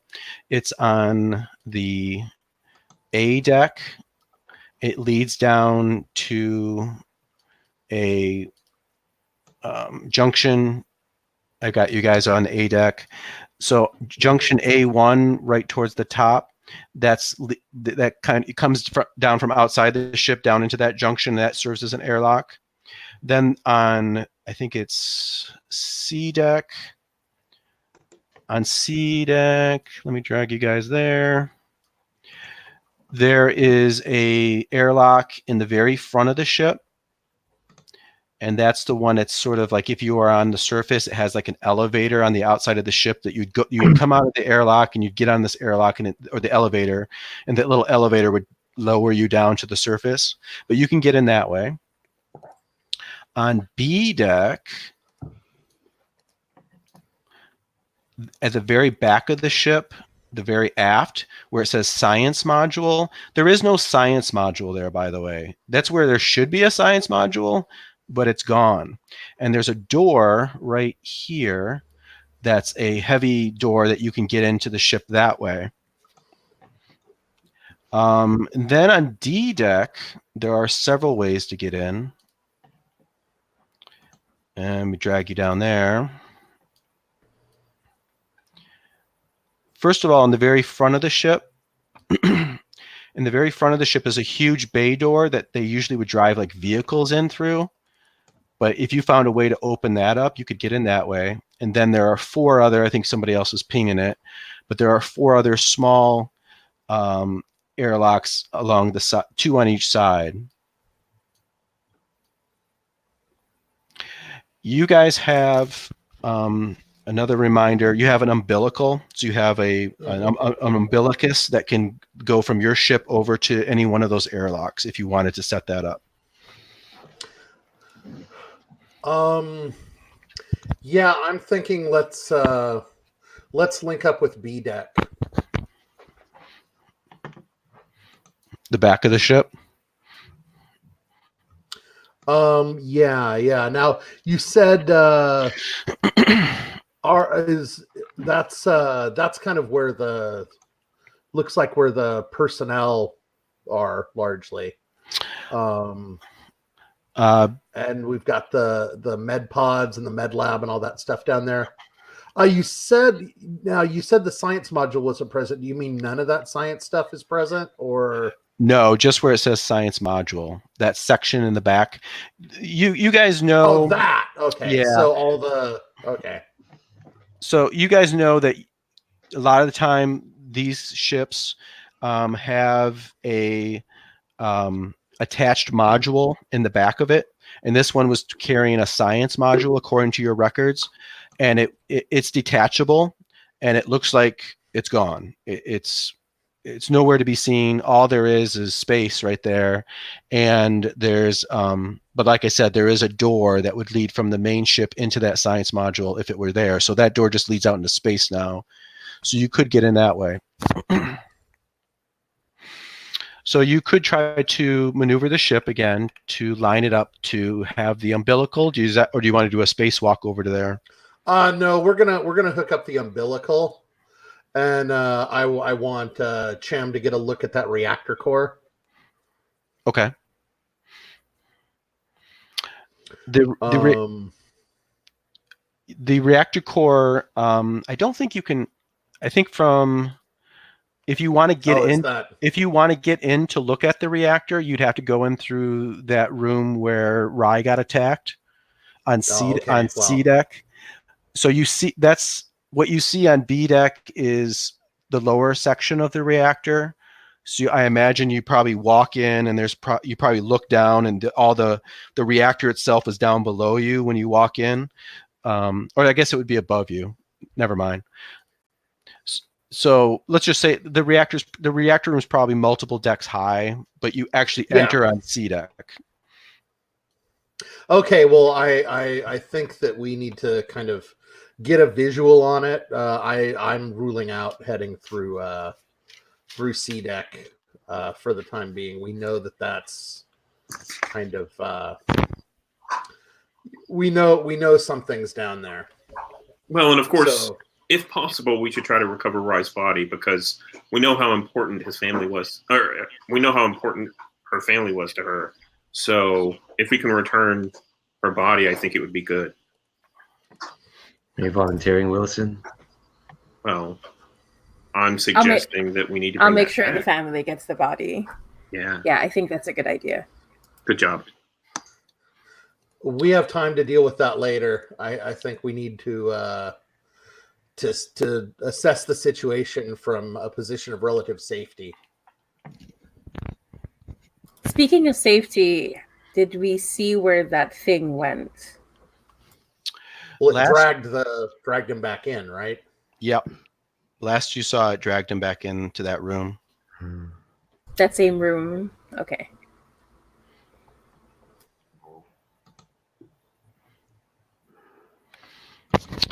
There's a flash now.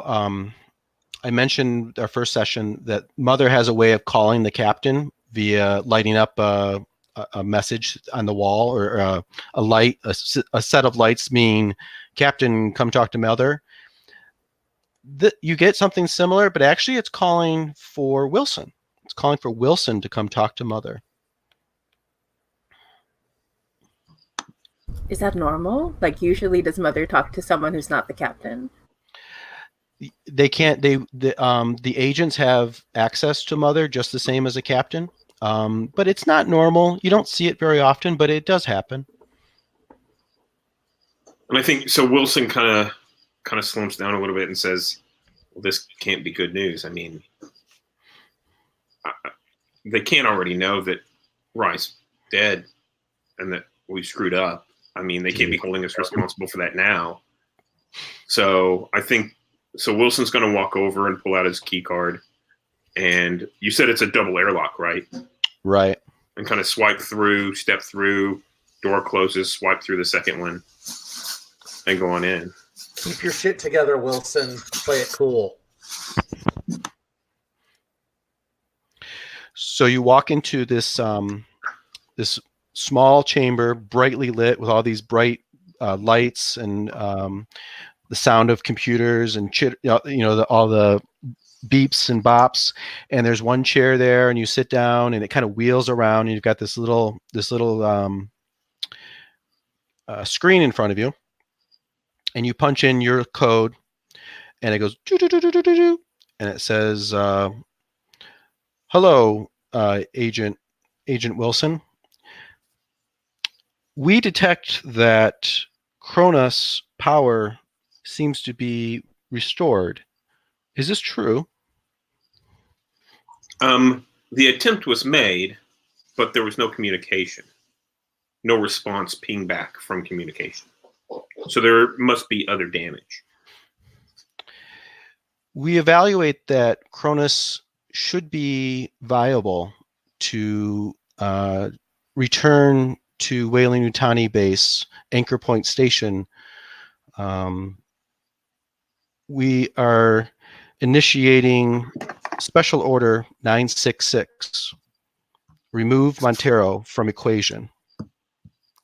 And suddenly, you guys all don't hear that, but you do hear sirens start to go off in the ship, and on each of your terminals, a screen comes up with a countdown, and a voice says, "Warning: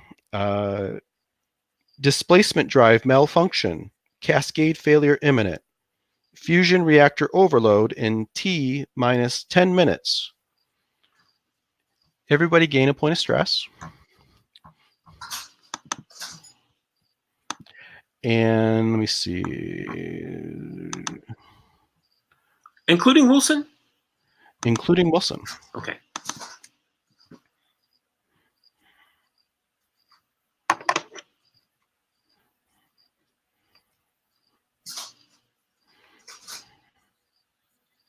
I think Cham is going to be barking at everyone. We have to make sure we can get what equipment we can. What does it mean with this failure? Are they trying to get us off the ship? So can I come out now? Sure. Yeah. So I think I cycle back out and I go, shit. Which Wilson never really curses too much and says, Mother assumed that everyone was dead. And because of the damage done to the ship, I think the cargo's going to blow. Okay, let's get our stuff. Let's get to the other part. Let's go right now, because Cham knows how long it takes I mean, to get out. I don't know that countdown is accurate. I don't know if we have enough time. I mean, I don't know if we have 10 minutes. I mean, Mother was saying there's all sorts of damage. The radiation is messing things up. We have to, yeah. Okay, Cham's already like on the way to get all the stuff. I think Cham at least wants to get a tracker as well from the gear. Let's go ahead and take a minute, and everybody, let's look at the equipment list, and each of you sort out what do you want to take from your stash. Let's go ahead and move that to your character sheets. It'll take a few minutes to get that sorted out. Cham has the flamethrower still. I don't know if you want to keep that or switch it around. It's up to you. So Wilson will take the pistol. Okay. Yeah. And again, you can find the stats for any equipment you take on the alien equipment Google sheet. Davis will take the bolt gun, unless Miller really wants it. Is someone going to take the power loader? Because I feel bad about leaving behind The power loader you can't really take with you. That's Dang. like the big thing Ripley drives in Aliens. I know. Gosh, Yeah. I'm going to be so sad to leave it. But okay. If you found some way, I mean, really the only viable way to get that into the Kronos would be to get through that vehicle bay door way down on the bottom of the ship. But there's like a lot going on. And you would have to fly your little Daisy shuttle into the Kronos doing that in 10 minutes or less. Yeah. T minus 9 minutes to reach minimum safe distance. That brings up the next thing, is that as of right now, if your ship is standing here where it's at right now, when you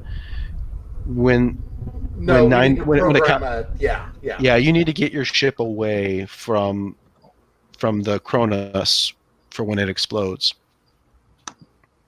because it's going to cause a massive explosion. It's going to blow up anything anywhere nearby.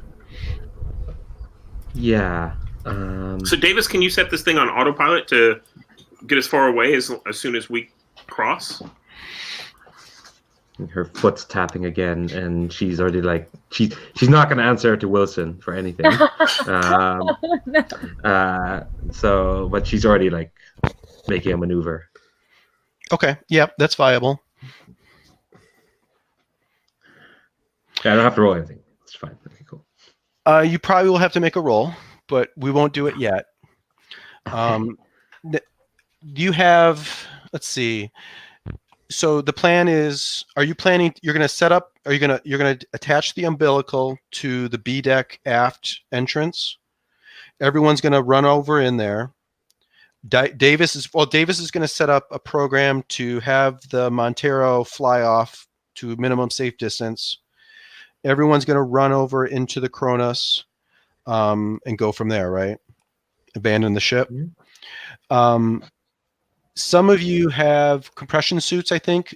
There are still 2 there. Do the last 2 of you want to put compression suits on? Yeah. You don't know Yeah. what the state is of the inside of the Kronos. It could be vacuum for all you know. So go ahead and add those 2. Adding compression suits. Let me pull up one of your sheets. So you would add that under gear on the far right at the bottom, bottom right corner. And you would add, when you get a compression suit, you're going to put 5 under air. And those compression suits have armor 2. So you're going to put 2 in the little armor circle.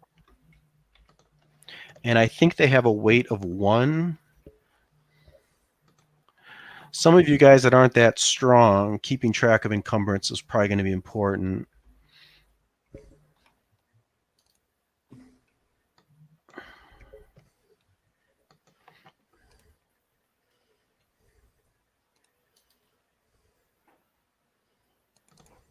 Yeah, I think Davis is like carrying half what she can carry Yeah. with just the armor and the suit and the gun. Oh, I claimed the gun. Oh, okay. Davis, You can. you got the bolt gun. I think Miller, you took the pistol. Oh no, wait, what did you take? No, Wilson took. No, the I pistol. took the bolt gun. Wilson took the pistol. Yeah. Okay. Oh, Yeah, okay. That's fine. No. Okay. So Davis is fighting with bare hands. You Well, can take the power loader. Just kidding. I mean, she could probably pilot the thing, but like we have 8 minutes probably.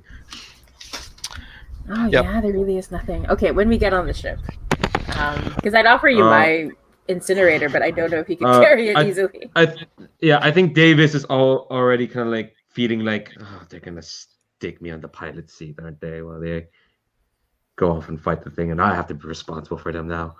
That's probably what's going through her head as we're loading up. Because she doesn't I have think any weapons. I think Cham would notice and actually take the time to tell Davis, it's okay. We're gonna get through this. We have to make sure that what happened to Rai wasn't in vain. So let's just stick together. If we really want to live up to Rye, we should, I don't know, make a fucking load of money and just get the hell out of here. That's true. We need that cash. I think Davis is. Oh, go ahead, Jason. No, I was just going to say T-minus 6 minutes to reach minimum safe distance. Let's go. Okay, so piloting up to the airlock is not a problem. So you don't have to roll for that.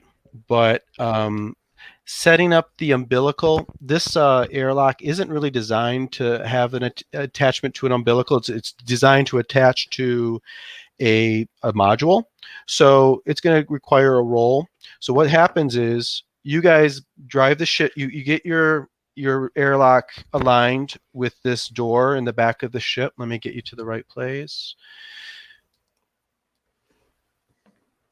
And you extend the umbilical, and it kind of pushes up against the ship, but somebody has to go out and actually like use the magnets or whatever to actually secure it so that it can pressurize the umbilical.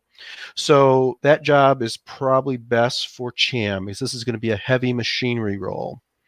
So Cham, you get the tether and you pull yourself out, a spacewalk within this umbilical. And Cham, I want you to make a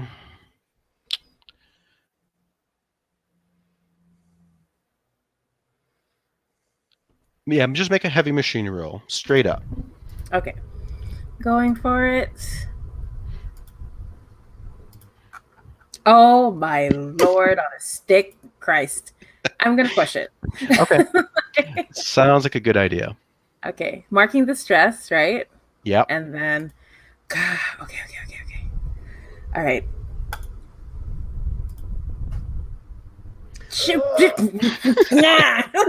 I'm just like, Okay. God damn it. If you get multiple face huggers, you don't have to roll twice. You just roll once. Yeah. So Roll once for- roll panic.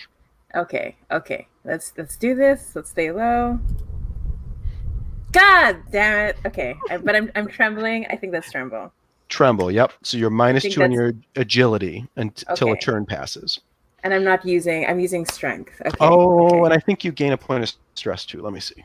Sure. No, you don't gain any stress. Okay. Ooh, okay. But So I'm gonna put you're down just- -2 agility. That's right. And if anybody else had any of those like minuses written down, you can erase those. A turn it past. I think you got calmed anyways. So at first it won't catch, and you get mad though, and you think of your buddy Rye, and you gather yourself and shunk. You create a seal, and now I think everybody. actually what Cham starts doing is like actually saying a prayer that he doesn't believe in, but says it anyway. Sure. And meanwhile, Davis is trying to program the autopilot to carry the ship away as quickly as possible. So Davis, I want you to go ahead and make a piloting roll. Mm-hmm. Where am I? Oh, there's the sheet. Okay. Oh, that's a good one. Yeah. Okay, so go ahead and look at the you succeed, and go ahead and you can check out the piloting sheet and see if there's any stunts you want to do. Yeah, I'm not in the mood to show off. And there's only one other choice. Yeah. So does that mean I get to have two of that for later, No, just one. or just the one? But go ahead and Okay, make a cool. note, That's plus fine. 1 to a future piloting You roll. could show off against your will, like maybe it's a nervous tick. You can't help it in this situation. No, I think actually what's while she's doing this piloting thing, she's kind of like every now and then she catches herself like reaching for that pill bottle, but it's too stressful to like take it right now, so it's just like shaking as if saying like, all right, as soon as I calm down, as soon as things calm, because the adrenaline's probably keeping her stimulated anyway. But so interacting with that item, that would reduce my stress, right? Yes. Cool. I'll do that now. So I don't want to be at 4 stress. Okay. Does anybody else want to do anything before they shumble off into the Kronos? So I think Wilson's just grabbing any pads or anything like that he needs to take with him. And otherwise, I think he's clumsily trying to crawl into a pressure suit. Mm-hmm. Okay. So you guys all the door opens with a little, but it's not jammed or anything. So you push it open, and you move into. Am I on the right screen for you guys? B deck, right? Yeah. Right. So you move into that little corridor there, and it's an airlock. So there's a heavy door on the far side, and as soon as you move in, if you wish, you can push the button to pressurize it. It takes a few minutes usually, and I think we'll use that time to announce the end of Act 1. So as the corridor pressurizes, you spend a few minutes because you got nothing else to do to relax. So everybody can lose a point of stress just from chilling for a turn. The -2 to agility Cham that you got goes away after a turn, so you're back to normal. In this few minutes, as you guys are in here, do any of you want to try to calm a buddy, use a signature item before we move into the next act? This is pretty much like your last chance to use your cookies if you want to before they're gone. Yeah, I definitely want to use my signature item. Okay, tell me how that looks. I think first Cham make sure everyone made it across, and make sure everyone is okay, and then Cham will like go to the side, take out the take out the rosary and start praying for Rai. Okay. And you mentioned before that you're not, I think you said last time that you have the rosary, but it's sentimental to you, but not necessarily religious. Is that right? But maybe you're saying some prayers now. Maybe the circumstances you're finding religion in space. I think it's more like, I think Cham is doing it to calm themselves, because I see Cham's mother as like, she had done it all of the time. And so Cham doesn't really believe it, but it's more of a way to like just sort of like meditate, and like it's kind of complicated. So Okay. Yeah, that's not, I got it. Anyone else want to calm your buddy or use your signature item if you haven't already? So yeah, I think Wilson. Wilson's signature item is his access key card. So he's going to walk in while we're in the airlock and swipe it and start downloading the Kronos' information into his pad. And this would be things like the deck plans that you've already given us, and like, you know, manifest and crew information. If there's like a ship's log or something like that, he'd just pull all that stuff down and start perusing it. Well, I'm going to say you're disappointed that you don't get anything.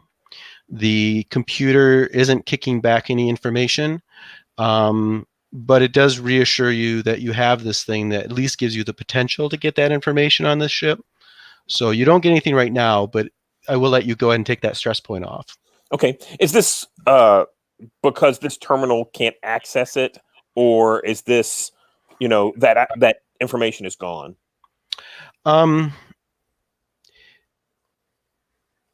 Like, dude, I feel like I should have been able to access it from here. Yes. Usually on a ship you should get something, but you're getting nothing. In fact, this terminal has the equivalent of a DOS prompt, just blank. It doesn't seem to be connected or on. Okay? Mm-hmm.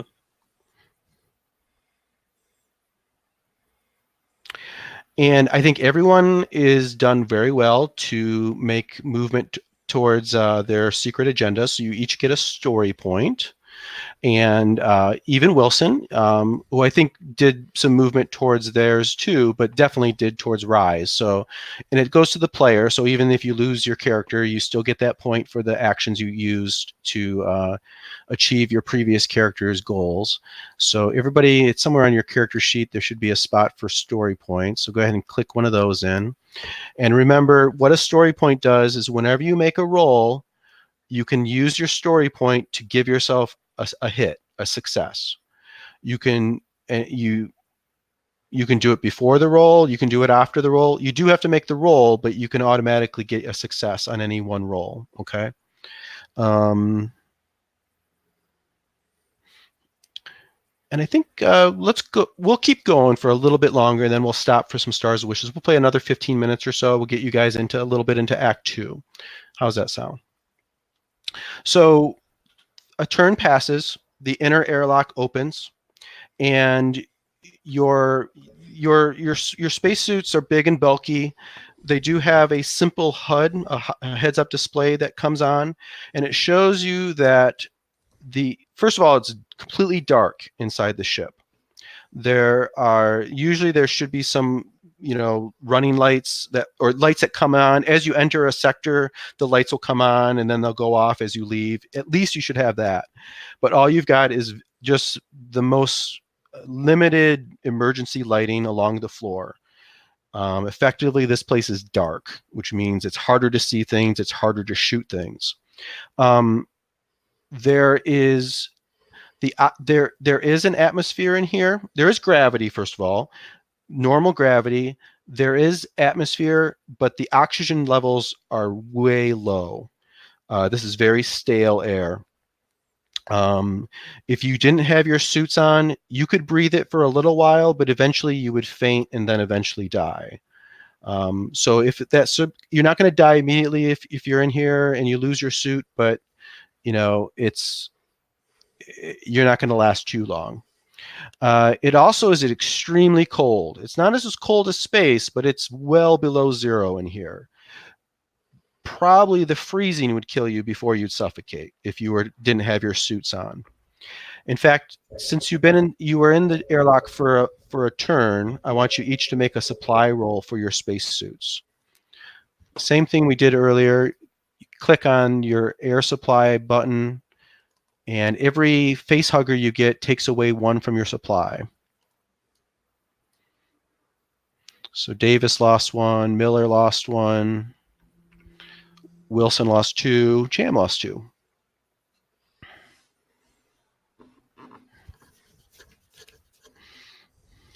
So we need to also get like air. Yeah. Air in a ship, usually you could go to, if you found a workshop, you get a compressor that would be able to give you, to refresh your air if they had, a supply of oxygen to give it to your suit, or to put into the tank necessarily. Or if there's any other spacesuits around on this ship, they might have an air tank attached to them that you could flip over into yours.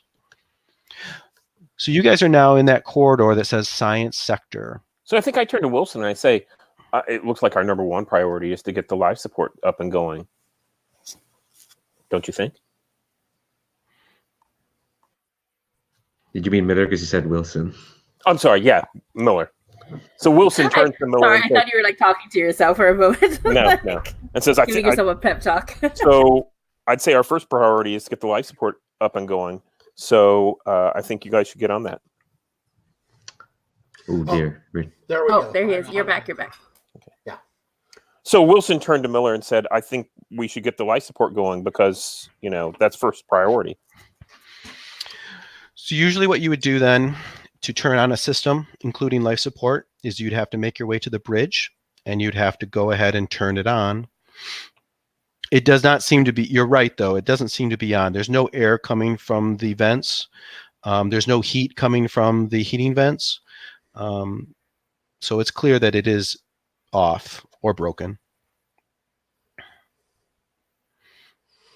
All right. Davis and Miller, I think you should make your way to the bridge, try to get life support back on. On your way, go ahead and do a visual inspect on those air scrubbers. Davis and whom? Because you said Miller. Oh, Davis and Cham. Okay, got it. I look over to Davis and I say, "All right, we heard the captain. Let's go." You guys are going to check the scrubbers and then make your way, or on the way to the bridge, you're going to check out the scrubbers. Yeah, I'm also going to say, Davis, in case there's something, why don't I take the lead? I think Davis gonna just raises her empty hands. Yeah. And says, that sounds right. Actually, yeah, I think this is a good time because, like, how far are we from where that thing was? We're quite far, right? Because we're on a different deck and everything. Let me drag you over to C deck. Yeah. So you are kind of you're 1 deck above this spot right about here. Okay. Oh, it's kind of close. It's not too far away. Yeah. I'm gonna turn on the motion tracker. Like I'm just. Okay. Yep. That sounds like a good idea. So Jamie remembers this from when we played in November. You'd make a power roll when you use the motion tracker. So you're gonna let's see. Call up your character sheet, Cham. So you have the motion tracker has what, 5 power? So put a 5 in that. Yep, there you go. And just click power. Okay, so it uses up 1 of its power. Yes. So Miller asked me if you healed. I forgot. Yes, if you were damaged at all, you healed 1 hit point. You healed 1 point from resting. Every time you rest, you get 1 stress down and you gain a hit point. But I think Miller was the only one damaged. Rye faced kind of what happens in this game. You don't really take damage. You just either are alive and then you're dead. So anyways, so the motion tracker, it comes on. It's a real basic version. It's like this box with like a tube in front of it, and it has an on-off switch, and it just sort of like has like a screen, that angled screen. And if there's something moving, a blip will come up, but you got nothing. There's no movement. Okay. And Cham is not saying why he's doing this because he doesn't want to panic Davis. Like, he's sort of keeping it to himself what his thoughts are about possibly being stalked. So, and then just keeps going, making sure Davis is behind. Okay, so probably the quickest route to the air scrubber shaft. You guys check out your readouts on Wilson's, personal data pad, and you probably on your HUDs you probably can call up. We'll establish you can call those up on your HUD. So you call up and you start looking out this at the map, and I believe if your goal is to check out the air scrubber shaft, you need to get to, I think it's A deck. Let me look.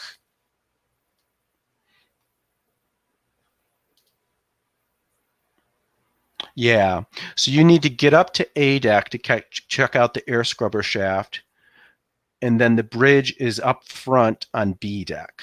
Okay, so probably the quickest way to do it, going back to where you're at on B deck, is right next to you is a junction B2. If you go in there, there's a ladder. You can take the ladder up to A deck and then walk from junction B2. But now that you're on A deck, it'll be you'll be on junction A2 on A deck. I probably had you guys on the wrong map, but basically you're going to walk a couple feet, get in that junction, climb up to A deck, and then, although then you're kind of back by the cryo bays, so you'd have to go through the cryo bays to get to the air scrubber shaft. So do you want to do that? Alternatively, going back to B deck, you could walk towards the front of the ship until you get to the stairwell, or junction B1 right up in the front, and then go up from there. So ask questions or tell me what you'd like to do, or what your route's going to be. And usually the cryo is like where we came from, right? Like where we were sleeping. Right. If there's anybody on the ship, if they're in cryo bays, they would be somewhere in there probably. Might be good to get some intel on that. Yeah. Sorry, you were going to say Davis. Leandro, did you No, want I was just saying my internet went kablooey there for a moment. Okay. No worries. But I think I got most of it. I saw the route that Jason was proposing. Yeah, Well- either we Well, go up Miller and go did through say. cryo. Oh, No, yeah, go Miller ahead, did say that like on to go look at the life support at the bridge. On our way, maybe get a visual on the air scrubbers. On the air scrubber get a visual of shaft. the cryo. Yeah. So we could. Yeah, I think it's a good idea to just go up. Yeah. go up junction B2 right where you're at? Mm-hmm. Take and that then walk up. through cryo. Walk through Go through cryo, cryo. and then check out the air scrubbers, and then go to the bridge. That's the plan? Yeah. Okay, great. Mhm. Meanwhile, as those two wander off, what are Miller and Wilson planning to do?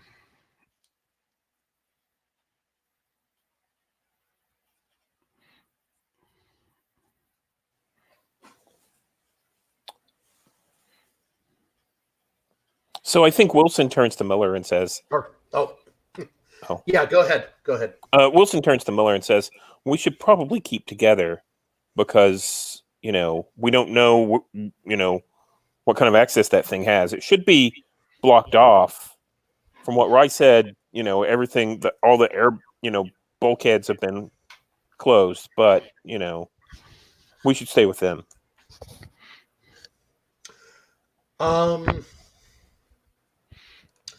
I think we need to gather information for the moment.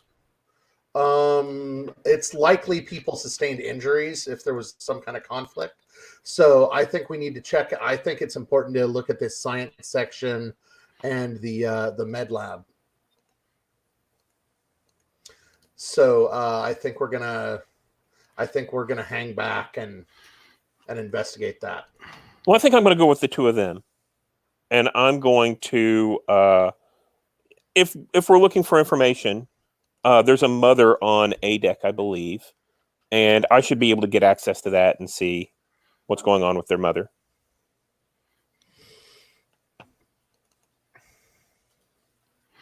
So Wilson, you're going to go with those two, and then Miller, what were you planning to do? I'm sorry.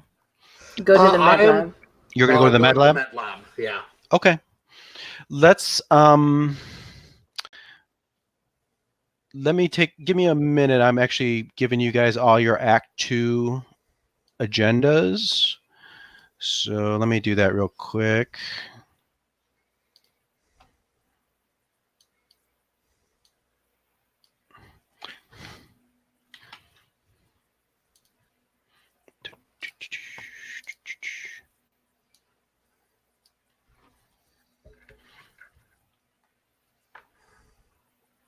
Oops, that's not right.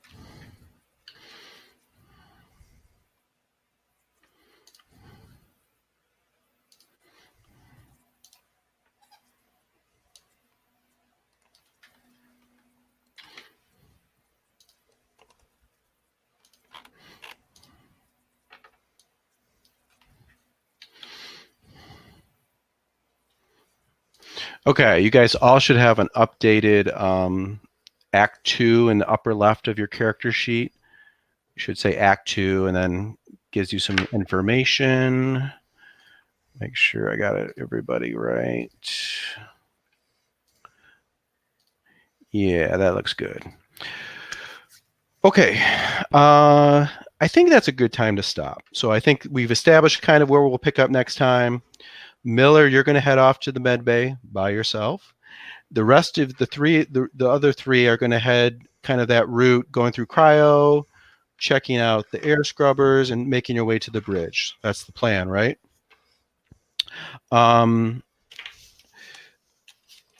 First of all, are there any, take a moment, does anybody feel frustrated or lost on any of the mechanics or anything that we, I know it kind of lots introduced here and there, but do you feel like you're getting it more or less? Great.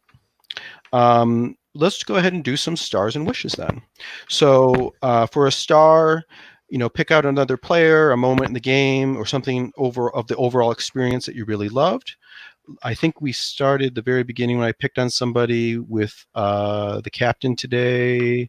So I'm going to pick on Steven. Let's do you first. And do you want both stars and wishes at the same time? Yeah, sure. If you got it, go ahead and Okay. throw them both out. So let's see. Stars would be, so I really liked everyone's portrayal of their characters. So there were good moments for each character, it seemed like, with the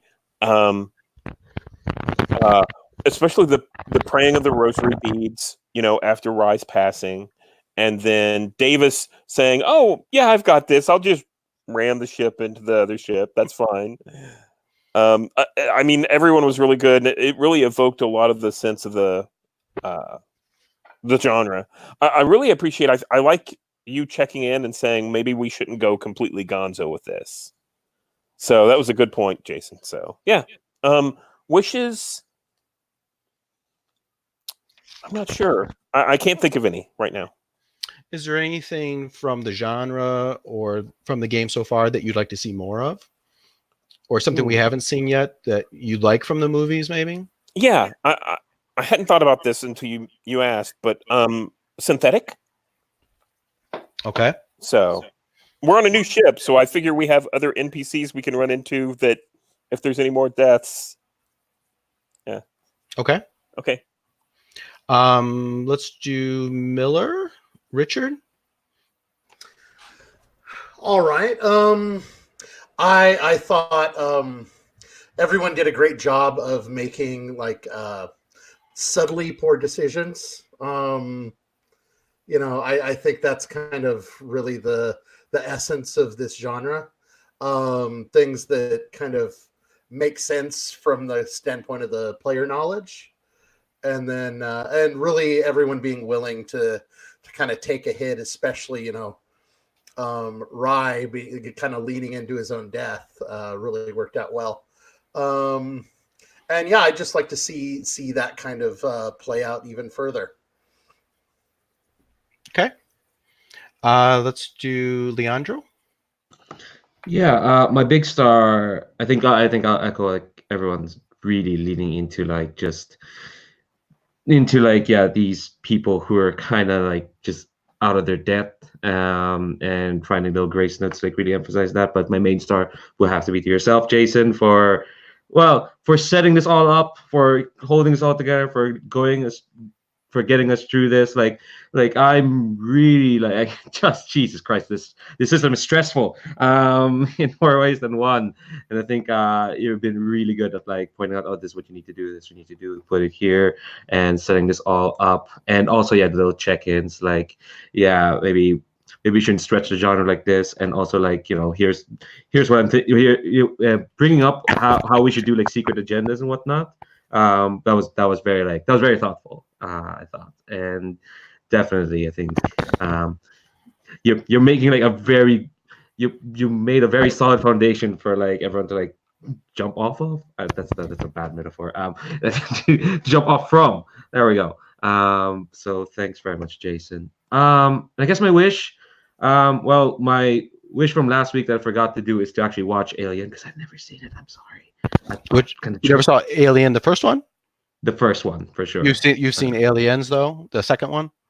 I think I saw half of it. Oh, I've seen half of it. I know. I'm sorry. I know. I like how Jason is like this heathen among us. No, I'm actually jealous. I wish it was new to me so I could see it for the first time. Oh, I'm really excited. But yes, but watch it though. That might help with everything. Yes, absolutely. It's a great movies and great for our next two sessions. So, yeah. So I will warn you. If you go into Aliens is an action horror flick. If you go into Alien, it's a suspenseful horror flick. So I've heard people say they didn't care for the first movie after seeing the second because they were expecting a lot of action, and it's suspenseful. Yeah. That's what I've heard as well. So like I don't know, like to keep the two separate at least, mentioned by their own terms. Well, that's my actual wish. That one just for me is like I'm curious to see how these secret agendas will play out. As in like the tension between this crew seems to be like building up, and now that our shady like company agents now play a character, that's probably going to ramp up. So I'm looking forward to seeing all that explode. All right. And just a note that, our talk about secret agendas, a lot of that was Steven and I talking, so I will give him a lot of the credit for that too. That was a nice conversation. And let's move to Jamie. Yeah, so I really love the session. Even though I was lucky enough to play in the last game with Jason, I love how this one feels really different. And so what I like to star is like how I felt so like a cog in the machine of the corp. The way they were like, all right, the other ship seems more viable, so goodbye. You're just gonna.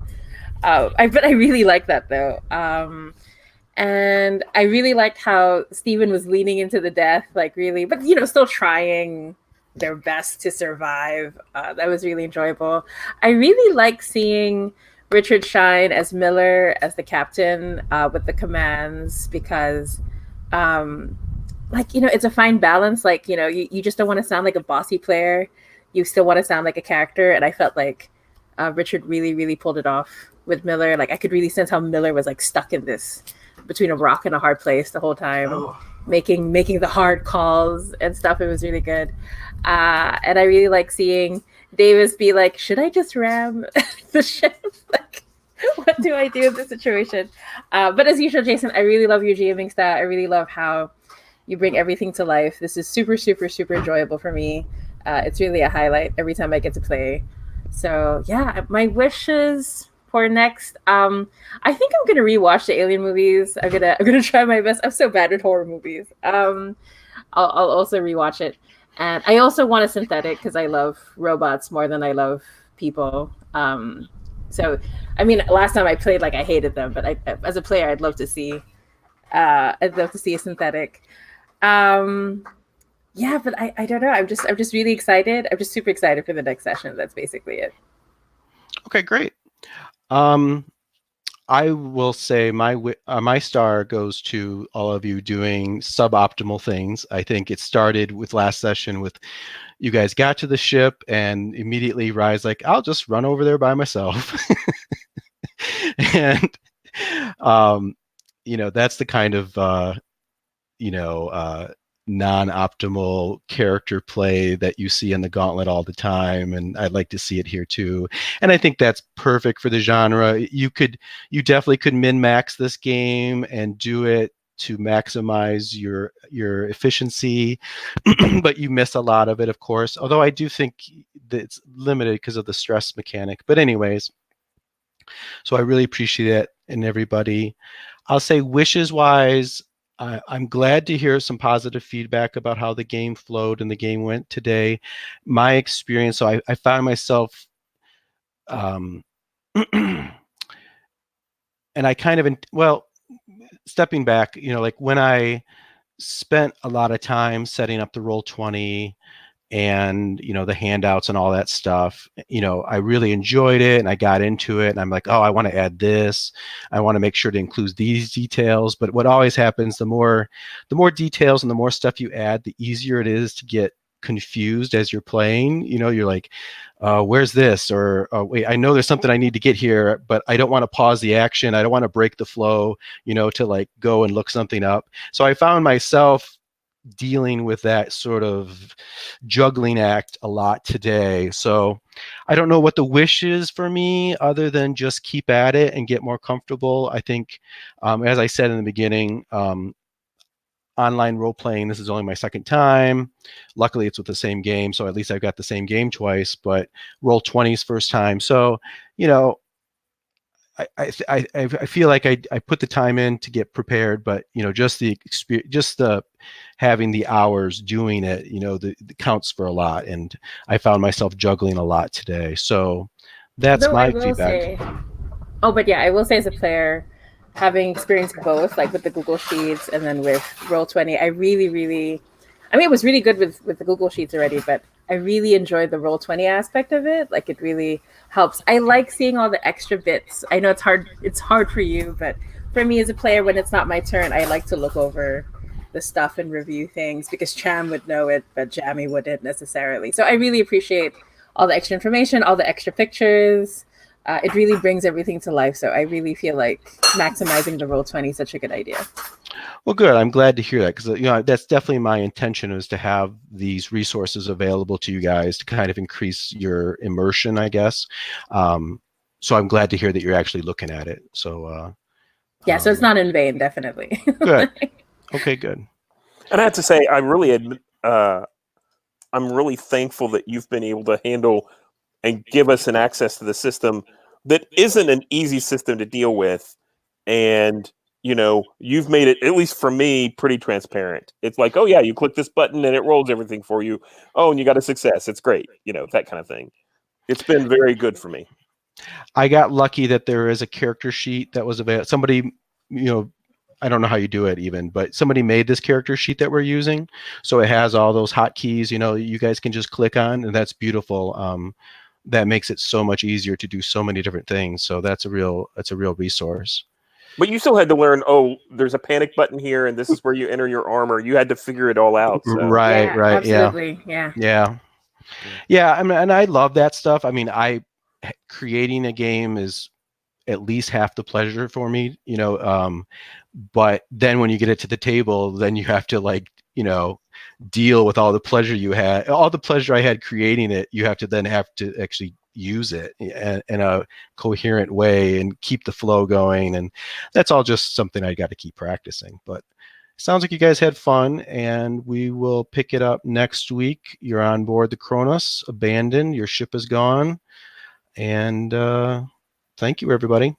I'll see you next Tuesday. Thank you. Bye-bye. Bye. Thanks so much. Bye.